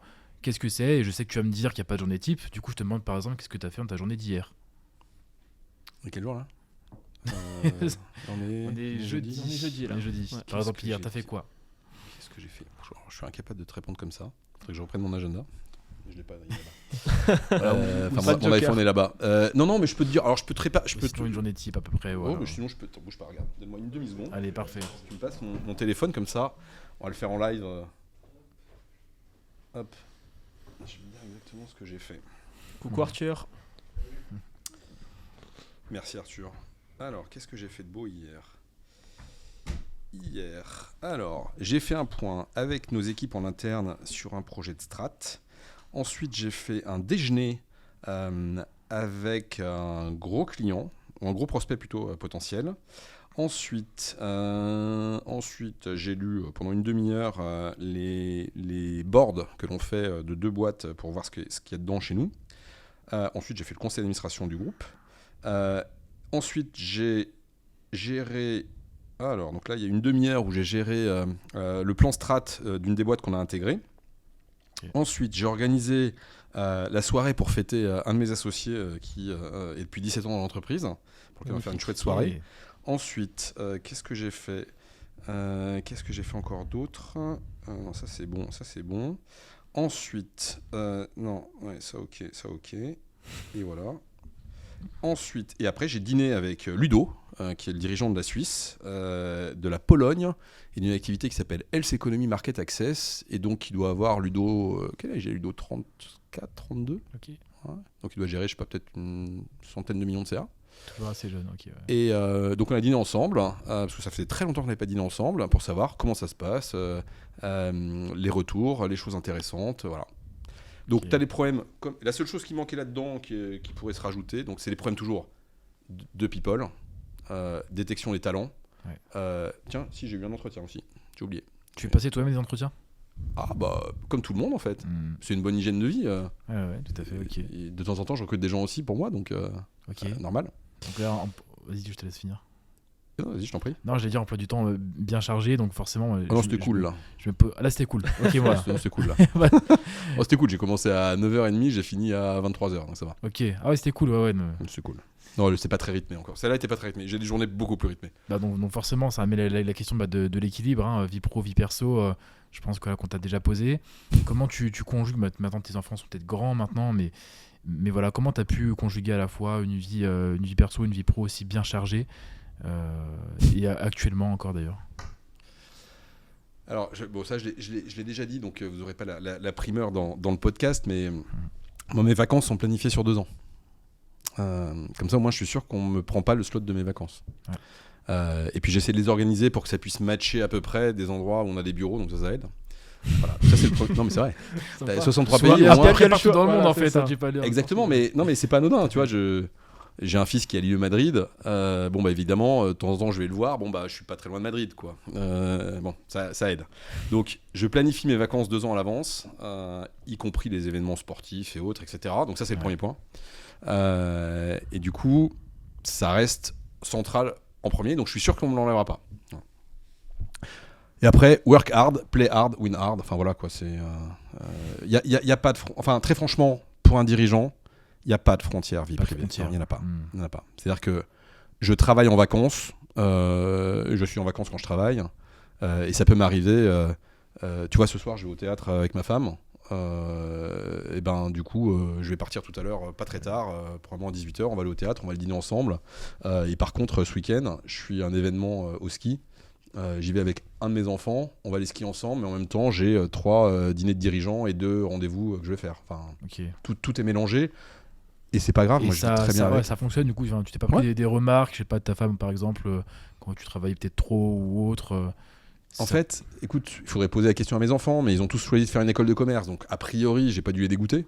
Ouais. Euh, Et fondamentalement, je crois que moi, je suis content quand je bosse. Je suis content. Je pense que ça se voit, quoi. C'est beau, bah t'aimes ce que tu fais. Moi, j'aime ce que je fais, ouais. J'aime ce que je fais. J'aime me lever le matin pour bosser. Je suis content de ça. Je suis content des gens avec qui je bosse. Je trouve ça chouette. Ça m'éclate. T'es stimulé. Ouais. Et alors ça aussi, c'est un point. Je bosse avec des gens aussi où moi, j'aime bien me dire, la vache, ils ont vu un truc que j'avais pas compris là. Merde, je suis en train de vieillir là. Allez, au boulot. Donc ça me fait marrer. Donc voilà. Donc moi, je trouve ça super chouette. Et à partir du moment où tu t'amuses et que tu arrives à organiser ton temps là-dedans, je crois pas que ça soit la quantité, mais il y a quand même une partie de qualité de temps. Ouais. Je fais beaucoup de choses avec mes enfants, beaucoup de choses avec ma femme aussi, beaucoup de choses avec des copains. Voilà. Alors c'est vrai qu'il y a un mix aussi de tout ça, quoi. Et c'est sûr que quand on part en vacances, non, je fais pas 2 semaines où je coupe mon téléphone, ça n'arrive jamais. Non. Ça, c'est- Et si tu m'envoies un mail, tu verras, je réponds à tous mes mails et moins de 12 heures ou 24 heures pour répondre, c'est normal, quoi. Ok, C'est plutôt instantané d'ailleurs. tout à fait. Ok. Et justement, c'est quoi les passions, des choses qui t'animent vraiment, que t'aimes bien? Tu parlais du vélo. D'ailleurs, anecdote par rapport à ça, je pense que tu t'en souviens pas. Quand je t'avais contacté il y a quelques mois maintenant, tu m'avais dit ah ben vous êtes basé où? Moi, je suis souvent à Paris, j'ai mon vélo et je viens directement dans vos studios tourner à Paris. Et à ce moment-là, on t'a répondu non, c'est nous qui venons directement te voir à Genève. Donc, t'aimes beaucoup le vélo. Ouais. Mais hormis le vélo, c'est quoi un petit peu des passions? Tu parlais du théâtre, d'autres choses aussi que t'aimes bien faire, le ski. Oui, le ski, c'est vrai que j'aime beaucoup skier. À Genève, t'es bien. Je dois être un des rares qui a encore un monoski d'ailleurs. Tu vois, j'ai ski, monoski, snowboard. Tu vois, oui, bah ici on est bien pour ça. Oui. En une demi-heure pour monter à la Clusaz, donc c'est pas mal. Meilleure station du monde, la Clusaz. C'est pas biaisé. Non. Après, effectivement, ici on a la chance d'avoir des stations. Tu vas à Verbier, le ski est très engagé. Gstaad, c'est magnifique, c'est beau. Crans-Montana, enfin bref, on a de quoi faire ici en Suisse. Donc oui, j'aime beaucoup le ski, j'aime beaucoup le vélo, j'aime bien faire la fête avec les copains, j'aime bien les bons repas. Voilà, c'est... Une personne normale, quoi. Ouais. Magnifique. Ouais. Ça fait plaisir. Une question qu'on aimerait te poser, là c'est un petit peu mon âme d'ex-prépa qui ressort. On nous a appris, je dirais, en prépa, deux théories qui étaient assez phares sur l'entrepreneuriat. La première, c'est celle de Schumpeter, l'entrepreneur il doit être innovateur, et celle de Knight, qui est un économiste un peu moins connu, où il dit l'entrepreneur c'est celui qui prend des risques. Durant toute cette interview, justement, c'est un petit peu les deux éléments, je dirais, moteurs qui ont véhiculé, je dirais, qui ont animé un peu cette interview. C'est voilà, l'entrepreneur, et finalement l'entrepreneur que tu es, c'est à la fois quelqu'un qui innove et qui prend des risques. Tu es d'accord avec ces théories et comment ça s'illustre dans ton quotidien, pardon. Est-ce que tu as pris des gros risques, par exemple Alors, en fait, oui et non. Et j'ai souvent répété, je déteste le risque. Hier, je suis retombé sur une des citations, je crois, c'est Reid Hoffman, qui était le fondateur de LinkedIn, je crois, de mémoire, et qui disait que l'entrepreneur, c'est celui qui saute d'une falaise et qui construit l'avion pendant la chute. En fait... Est-ce que ton avion se fait rapidement là? L'avion en papier. Ouais. Donc, je déteste prendre le risque. Mes enfants le savent et mes proches le savent. Tu paries jamais avec moi, en fait, parce que je ne parie jamais, sauf si je suis sûr de gagner. Donc, il faut pas parier avec moi. Je déteste ça. Voilà. Par contre, de l'extérieur, il y a des choses qui ont pu être vues ou qui peuvent être vues comme du risque, mais moi je déteste ça. Moi j'aime bien gagner. Tu sais, il y a souvent un truc où vous avez entendu à l'école, c'est bien d'avoir les gens qui ont monté une entreprise, elle a échoué, c'est génial, parce que c'est comme ça qu'ils ont appris. Ouais. Sérieux? Non, quoi. C'est vraiment très difficile. Mais non. Ouais. Si tu peux réussir du premier coup, tu vas pas échouer quand même. Enfin, c'est une aberration en vrai. Donc, le fait de dire j'ai fait quelque chose, j'ai raté, j'ai appris de mon erreur, ok. Mais si tu peux réussir du premier coup, c'est quand même vachement mieux. Sûr, maintenant, on en arrive à un point où les gens considèrent que, bon, pour réussir, il faut avoir planté d'abord quelque chose. Ça, c'est l'effet LinkedIn. Bah, non, quoi, désolé, mais non, quoi. Non. Donc, je sais plus pourquoi je dis ça, tu vois, c'est Alzheimer déjà. C'est ce que tu disais que tu prenais pas forcément beaucoup de risques. Je déteste le risque. Moi, j'aime bien faire des choses où le risque est calculé. Et donc, je ne considère pas que ça soit un risque parce que, globalement, on sait que ça va fonctionner.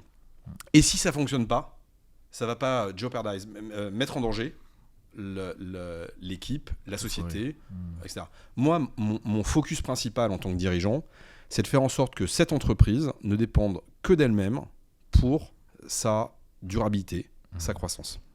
Pour que un jour, je ne sois pas obligé de dire à des gens, je suis désolé, on va être obligé de te licencier, t'es super bon, mais parce qu'en fait, on a grave merdé et l'entreprise marche pas bien. Ça, c'est pas ok. Moi, mon boulot, c'est de faire en sorte que si un jour tu travailles chez moi et que je viens te voir en te disant écoute, je suis désolé, on arrête, c'est parce qu'en fait, t'as pas fait ce qu'il fallait. Et c'est ta compétence. Mais voilà, c'est ça, un des enjeux, c'est que le futur de l'entreprise, son destin dépend des gens qui y sont et pas d'un tiers extérieur. Et pour ça veut dire qu'il faut être bold, il faut être audacieux, mais ça veut pas dire prendre des risques, c'est pas la même chose en fait. Voilà. Donc tout ce qu'on fait, on essaie toujours de faire en sorte que ça soit avec le maximum de chances de succès. Si je reprends l'entretien de recrutement, c'est exactement la même chose. Le but du jeu, c'est de réduire le gap entre toi, candidat, la perception que tu as de l'entreprise, c'est la vitrine, elle est jolie, etc. Et moi, la perception que j'ai de toi, où tu m'as raconté une histoire que tu as bien travaillée, en fait, le but du jeu, c'est de gommer ça pour qu'il y ait le moins d'écart possible entre ce que tu penses que l'entreprise va être et ce que moi, je pense de toi. Parce que c'est comme ça que ça se passera bien. Si je t'ai raconté une histoire complètement pipeau, tu vas rentrer, tu vas dire, dis donc... la vérité la vérité si je mens, là. Et moi, si tu m'as raconté une belle histoire et que je me rends compte que c'est pars pas à du tout le finance. cas, j'ai pas de problème à ce que tu sois absolument, je sais pas moi, nul en Excel à partir du moment où tu le dis. Par contre, si tu expliques que tu es génial, que tu arrives, et donc du coup, on va pas travailler là-dessus, on va travailler sur autre chose, en fait, ça va poser un petit problème, quoi. Et c'est pas grave de pas savoir. Voilà. Donc, non, je n'aime pas le risque. Ok. Voilà. Et moi j'avais une question, moi, je sais pas comment tu veux, mais le milliard finalement en 2024, alors est-ce que il a été fait? Tu sais, c'est comme l'IA. Le milliard, c'est pas le. Pour nous, ce qui m'intéresse, c'est le sujet d'après, quoi. C'est comment... 2 milliards. Non, bah non. C'est comment rentrer maintenant dans le top 10 mondial, comment on va passer à 5 milliards, 10 milliards de CA, c'est ça qui m'intéresse. Tu sais, c'est bizarre parce que moi, je me sens toujours, pour tous ceux qui. Enfin, vos auditeurs, j'imagine probablement entre 18 et 30 ans de moyenne d'âge, un truc comme À ça. peu près exactement Voilà. ça. Ouais. Moi, j'ai pas l'impression d'être dans ma tête plus vieux que quand j'avais 20 ans, quoi. Franchement. C'est bizarre, hein. Alors physiquement, je m'en rends compte quand je fais du sport, quand je me vois dans la glace, ok. Non, beau gosse. Mais j'ai pas l'impression d'être différent. Ouais. Ce qui change, pareil, je bosse avec des gens, si tu veux, on n'a pas l'impression qu'il y a 12 000 personnes derrière dans la boîte, quoi. Ouais. Tu t'en rends compte par la vue, le regard extérieur, etc. Mais moi, j'ai toujours l'impression, je suis en assoce étudiante, quoi. Bon, le poids de l'erreur est un peu plus supérieur, tu vois ce que je veux dire, mais fondamentalement, je trouve que tu parles du milliard, ok, bon, ça, pour nous, ça fait déjà un moment que c'est acté, ça. Moi, ce qui m'intéresse, c'est comment on fait pour structurer la boîte quand on sera 40 000 personnes, comment je fais pour former les équipes qui vont diriger cette boîte-là et la passer dans les 15 prochaines années à un des leaders mondiaux et qui va repenser son métier. C'est ça qui m'éclate, quoi. Donc ça, les grands enjeux, donc justement chez Mantou, c'est une question que je voulais poser également. Les grands enjeux pour vous, là, sur les années à venir, c'est augmenter le nombre de collaborateurs, ouvrir davantage de bureaux encore. Nous, c'est d'être... on aime bien être des pionniers. On aime bien aller écrire une aventure, écrire une histoire. C'est une aventure humaine, c'est une aventure assez incroyable. On est aujourd'hui probablement la plus grosse boîte de conseil indépendante au monde. Et en fait, c'est te dis jusqu'où on va pouvoir arriver et pouvoir aller repenser les codes d'un métier qui existe depuis longtemps. C'est marrant, ça. C'est chouette, ça. Et tu devrais pas faire autre chose alors. Pourquoi faire Aujourd'hui, j'ai souvent la question. Des gens me diraient pourquoi tu vends pas, etc. Mais qu'est-ce que tu veux que je fasse? Et tu ferais quoi après? Mais je m'ennuierais. Alors que là, j'ai des gens qui sont absolument incroyables. En plus, ils sont super jeunes, donc c'est un peu de temps. Et qui fait que il n'y a rien de plus génial que de pouvoir dire attends, j'ai une idée folle, j'ai un truc, et que tu as une équipe de gens qui sont hyper bons pour dire attends, tiens, allez, on va le faire. Et ça, c'est quand même vraiment génial. Moi, c'est vraiment un truc qui me drive, quoi. Et d'avoir des gens où intellectuellement, encore une fois, tu vas te lever le matin et tu vas dire tiens, celle-là, je ne l'avais pas vue. Elle est pas mal, celle-là. Et avec du recul, pourquoi tu as choisi finalement de faire carrière dans le monde du conseil? Eh bien, c'est ce que je te disais tout à l'heure. Ça s'est joué à 300 km près, probablement. Sinon, j'aurais été chez Mazars et Guérard en Italie. Donc, j'aurais été dans l'audit. Voilà. Mais c'est parce que ma femme habitait elle est à Paris et que Bruxelles, c'était près de Paris. J'ai pas choisi.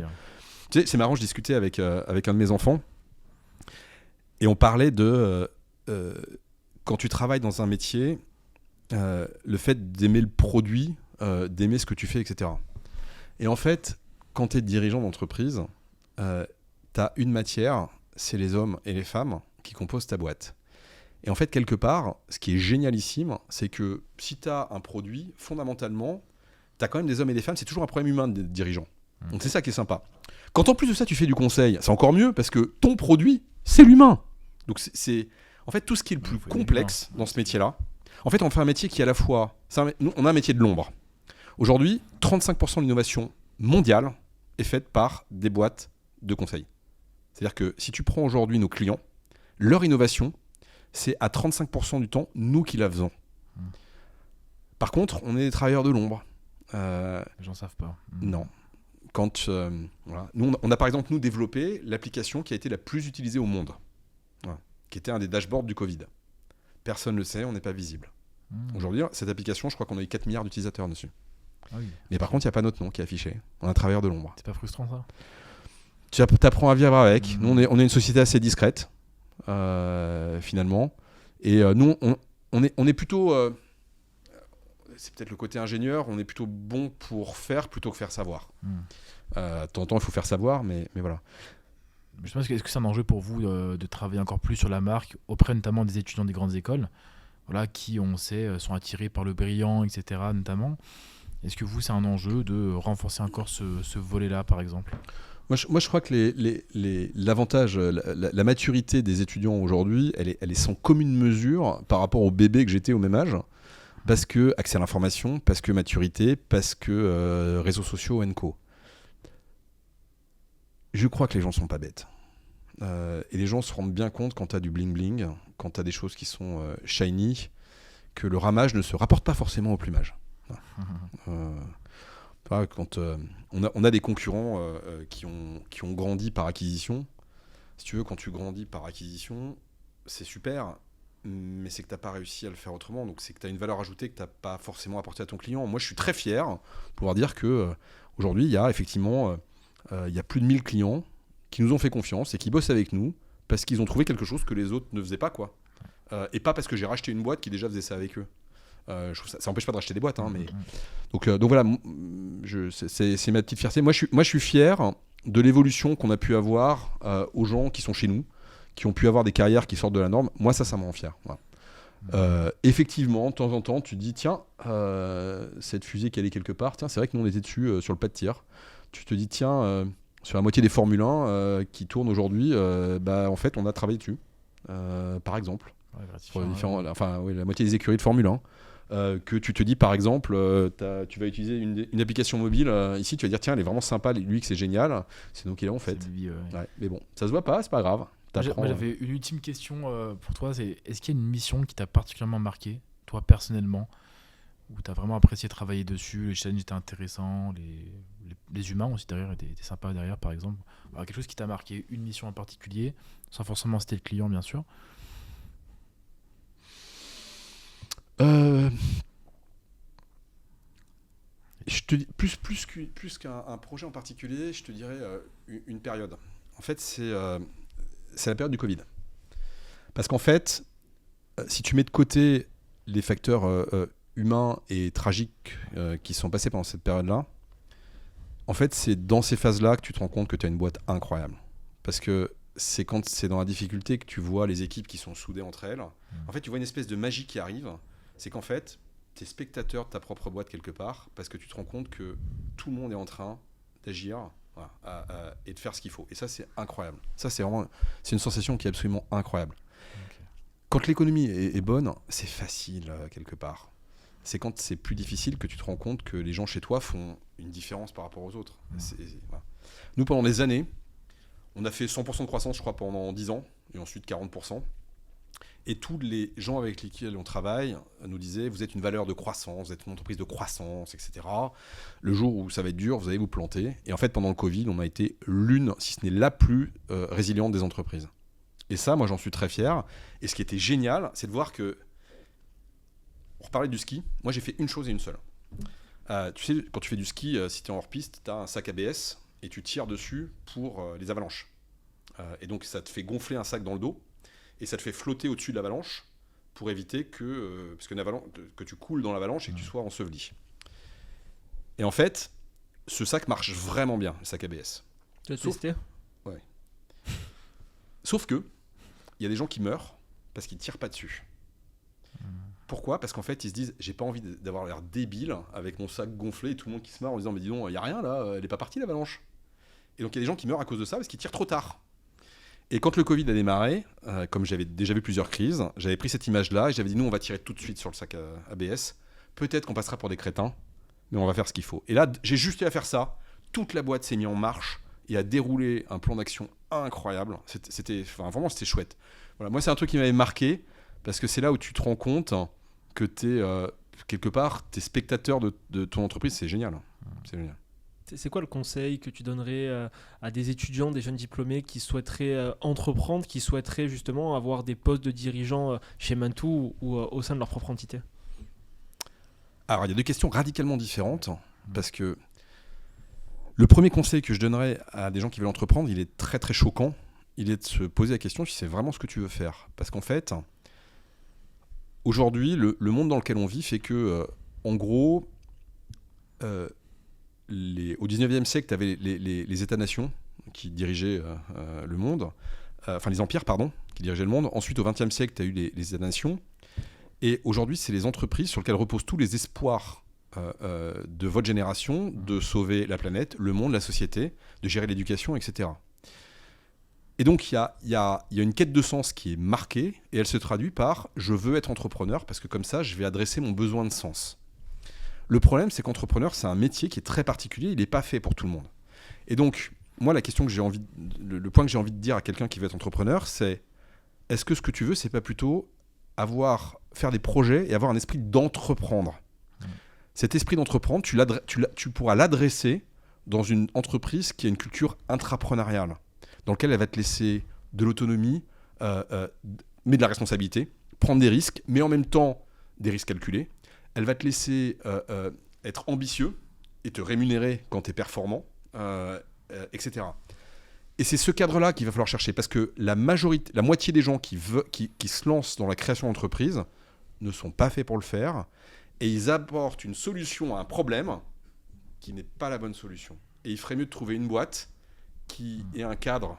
Il y en a quelques-unes. Mantou en fait partie, je l'espère bien, mais il y en a d'autres, où les gens se réaliseront 10 fois mieux. Sinon, tu vas te retrouver avec des gens qui seront malheureux, parce que c'est dur, c'est pas rewardant, tu gagnes pas d'argent, contrairement à ce que beaucoup de gens pensent, sauf cas particulier. Et voilà. Donc, ça, c'est étonnant, venant d'entrepreneur, de dire un truc pareil. Mais c'est réel. Mais moi, je le vois, en fait. Je vois... voilà. Et je crois que... Voilà. Et donc, adresser un besoin de sens par la bonne solution. Si c'est entrepreneuriat, super. La première conseil que je donne, c'est si tu as un copain ou une copine, un conjoint, t'en parles avec lui, c'est un projet de couple. Voilà. Parce que c'est un vrai projet de couple. Il faut que la personne comprenne, il faut finalement... C'est vraiment difficile. On dit beaucoup que l'entrepreneuriat, finalement, être entrepreneur, c'est comme être sportif de haut niveau, en fait, parce que c'est... Ouais. En fait, il y a des similitudes. Quand on prépare les JO, en fait, pendant 4 ans, on va taffer pour son objectif des JO, pour juste faire peut-être 2 secondes de plus que ce qu'on faisait avant. Ouais. Et l'entrepreneuriat, c'est peut-être ça, en fait. De moins, plutôt. De quoi ? De moins, plutôt. De plus, de moins, oui, c'est vrai. Oui, ça dépend. Ça dépend. C'est pas un sport. 2 secondes de plus, à quoi tu pourrais faire 2 secondes de plus, et c'est bien. Non, c'est plus de moins. Oui. Non, c'est vrai. J'avais une question aussi, Olivier, concernant la partie personal branding. Tu es très présent sur les réseaux, notamment sur LinkedIn. Quelle place tu accordes à ces réseaux et au personal branding de manière plus générale ?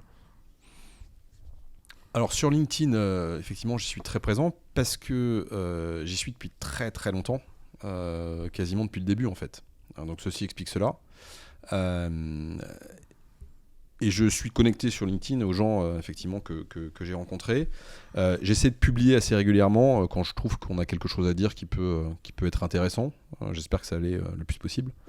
On n'est pas très public ou très visible. Voilà. Ok, non, ça marche, assez clair. Moi, j'ai une ultime question, Benjamin. Après, je ne sais pas si tu voudrais en avoir une autre. C'est Olivier, pourquoi tu as décidé finalement d'accueillir Planète Grandes Écoles aujourd'hui à Genève pour cette interview ? Je te dirais, je vais te raconter une histoire. Je te dirais d'abord parce que vous l'avez demandé. Non, mais c'est bête, hein. Mais c'est le premier point. C'est d'abord parce que vous me l'avez demandé. Et ça me fait penser, j'avais rencontré il y a, je sais plus, à l'époque où ma femme travaillait à la télé. Et donc elle s'occupait des émissions cinéma. Donc elle a interviewé les plus grandes stars de la planète. Et je me souviens d'un top modèle qui expliquait qu'elle ne se faisait jamais draguer.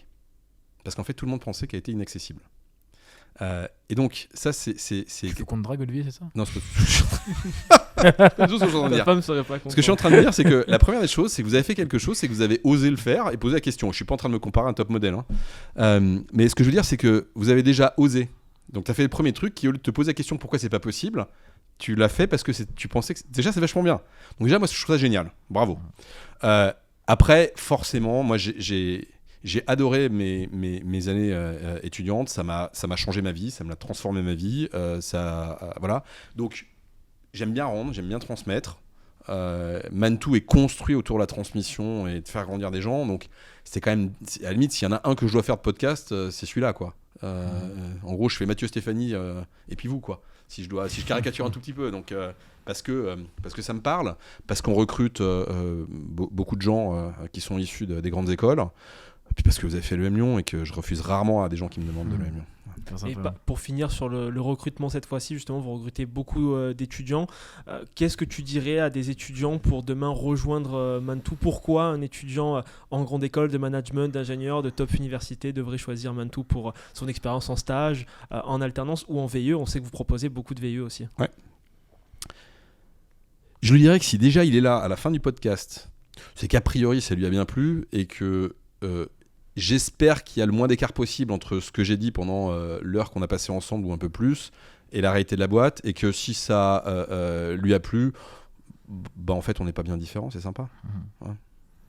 Bon, mon ultime question c'était sur, donc tu as fait l'INSA et l'INSA l'EM.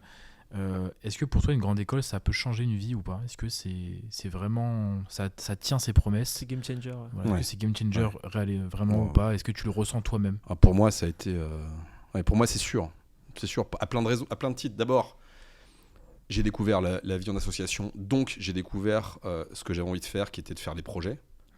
Ça s'est traduit par entrepreneur, mais ça aurait pu être autre chose. Ça m'a permis d'aller faire mon MBA, qui a été life changer. Ça m'a permis de rencontrer ma femme, et ça m'a surtout appris la vie en société, parce que quand tu es sur le campus, que ce soit l'INSA ou l'EM, tu es dans une collectivité, une vie en société. Et tu apprends jeune, tu fais des erreurs, tu prends des baffes, tu as des désillusions, tu as des échecs, et tu apprends de ça, et c'est une espèce d'accélérateur de maturité incroyable. Et c'est pour ça que la vie sur un campus, quel qu'il soit, elle est hyper enrichissante pour ça, en fait. Au-delà des cours que tu vas avoir, c'est la vie en collectivité qui correspond à ce que tu vas avoir dans une entreprise, mais en accéléré. Et à une époque où ton cerveau est en plus suffisamment plastique et rapide que pour faire des connexions et apprendre le plus possible, quoi. Donc oui, c'est life changer sans hésiter pour moi. Oui. Donc il faut tenter. On va tenter, informer sur les grandes écoles, sur leur existence et surtout les tenter. Merci beaucoup Olivier. Moi je crois que j'ai pas plus de questions de mon côté. Non, c'est tout bon. Merci super beaucoup. Intéressant. Et puis on publiera l'épisode très rapidement sur plein de grandes écoles. N'hésitez pas à nous dire ce que vous avez pensé de cet épisode directement en commentaire. Vous abonner, liker, c'est pas déjà fait. Postuler au sein justement des offres présentes chez Mantoue. On vous met directement en description le lien qui renvoie vers la partie carrière du site de Mantoue. Et merci beaucoup Olivier, on se dit à très bientôt. Et il faut dire, mettre 5 étoiles sur toutes les plateformes. Parce qu'en Magnifique. fait, tu vois, moi qui fais plus loin de podcast, vous avez oublié cette phrase, messieurs. Tiens, tu vois l'apprentissage, la transmission. Voilà l'illustration. Merci Donc Olivier. mettez 5 étoiles sur les podcasts, toutes les plateformes, Apple, Spotify, etc. Tout à fait. Merci beaucoup. Merci. Salut.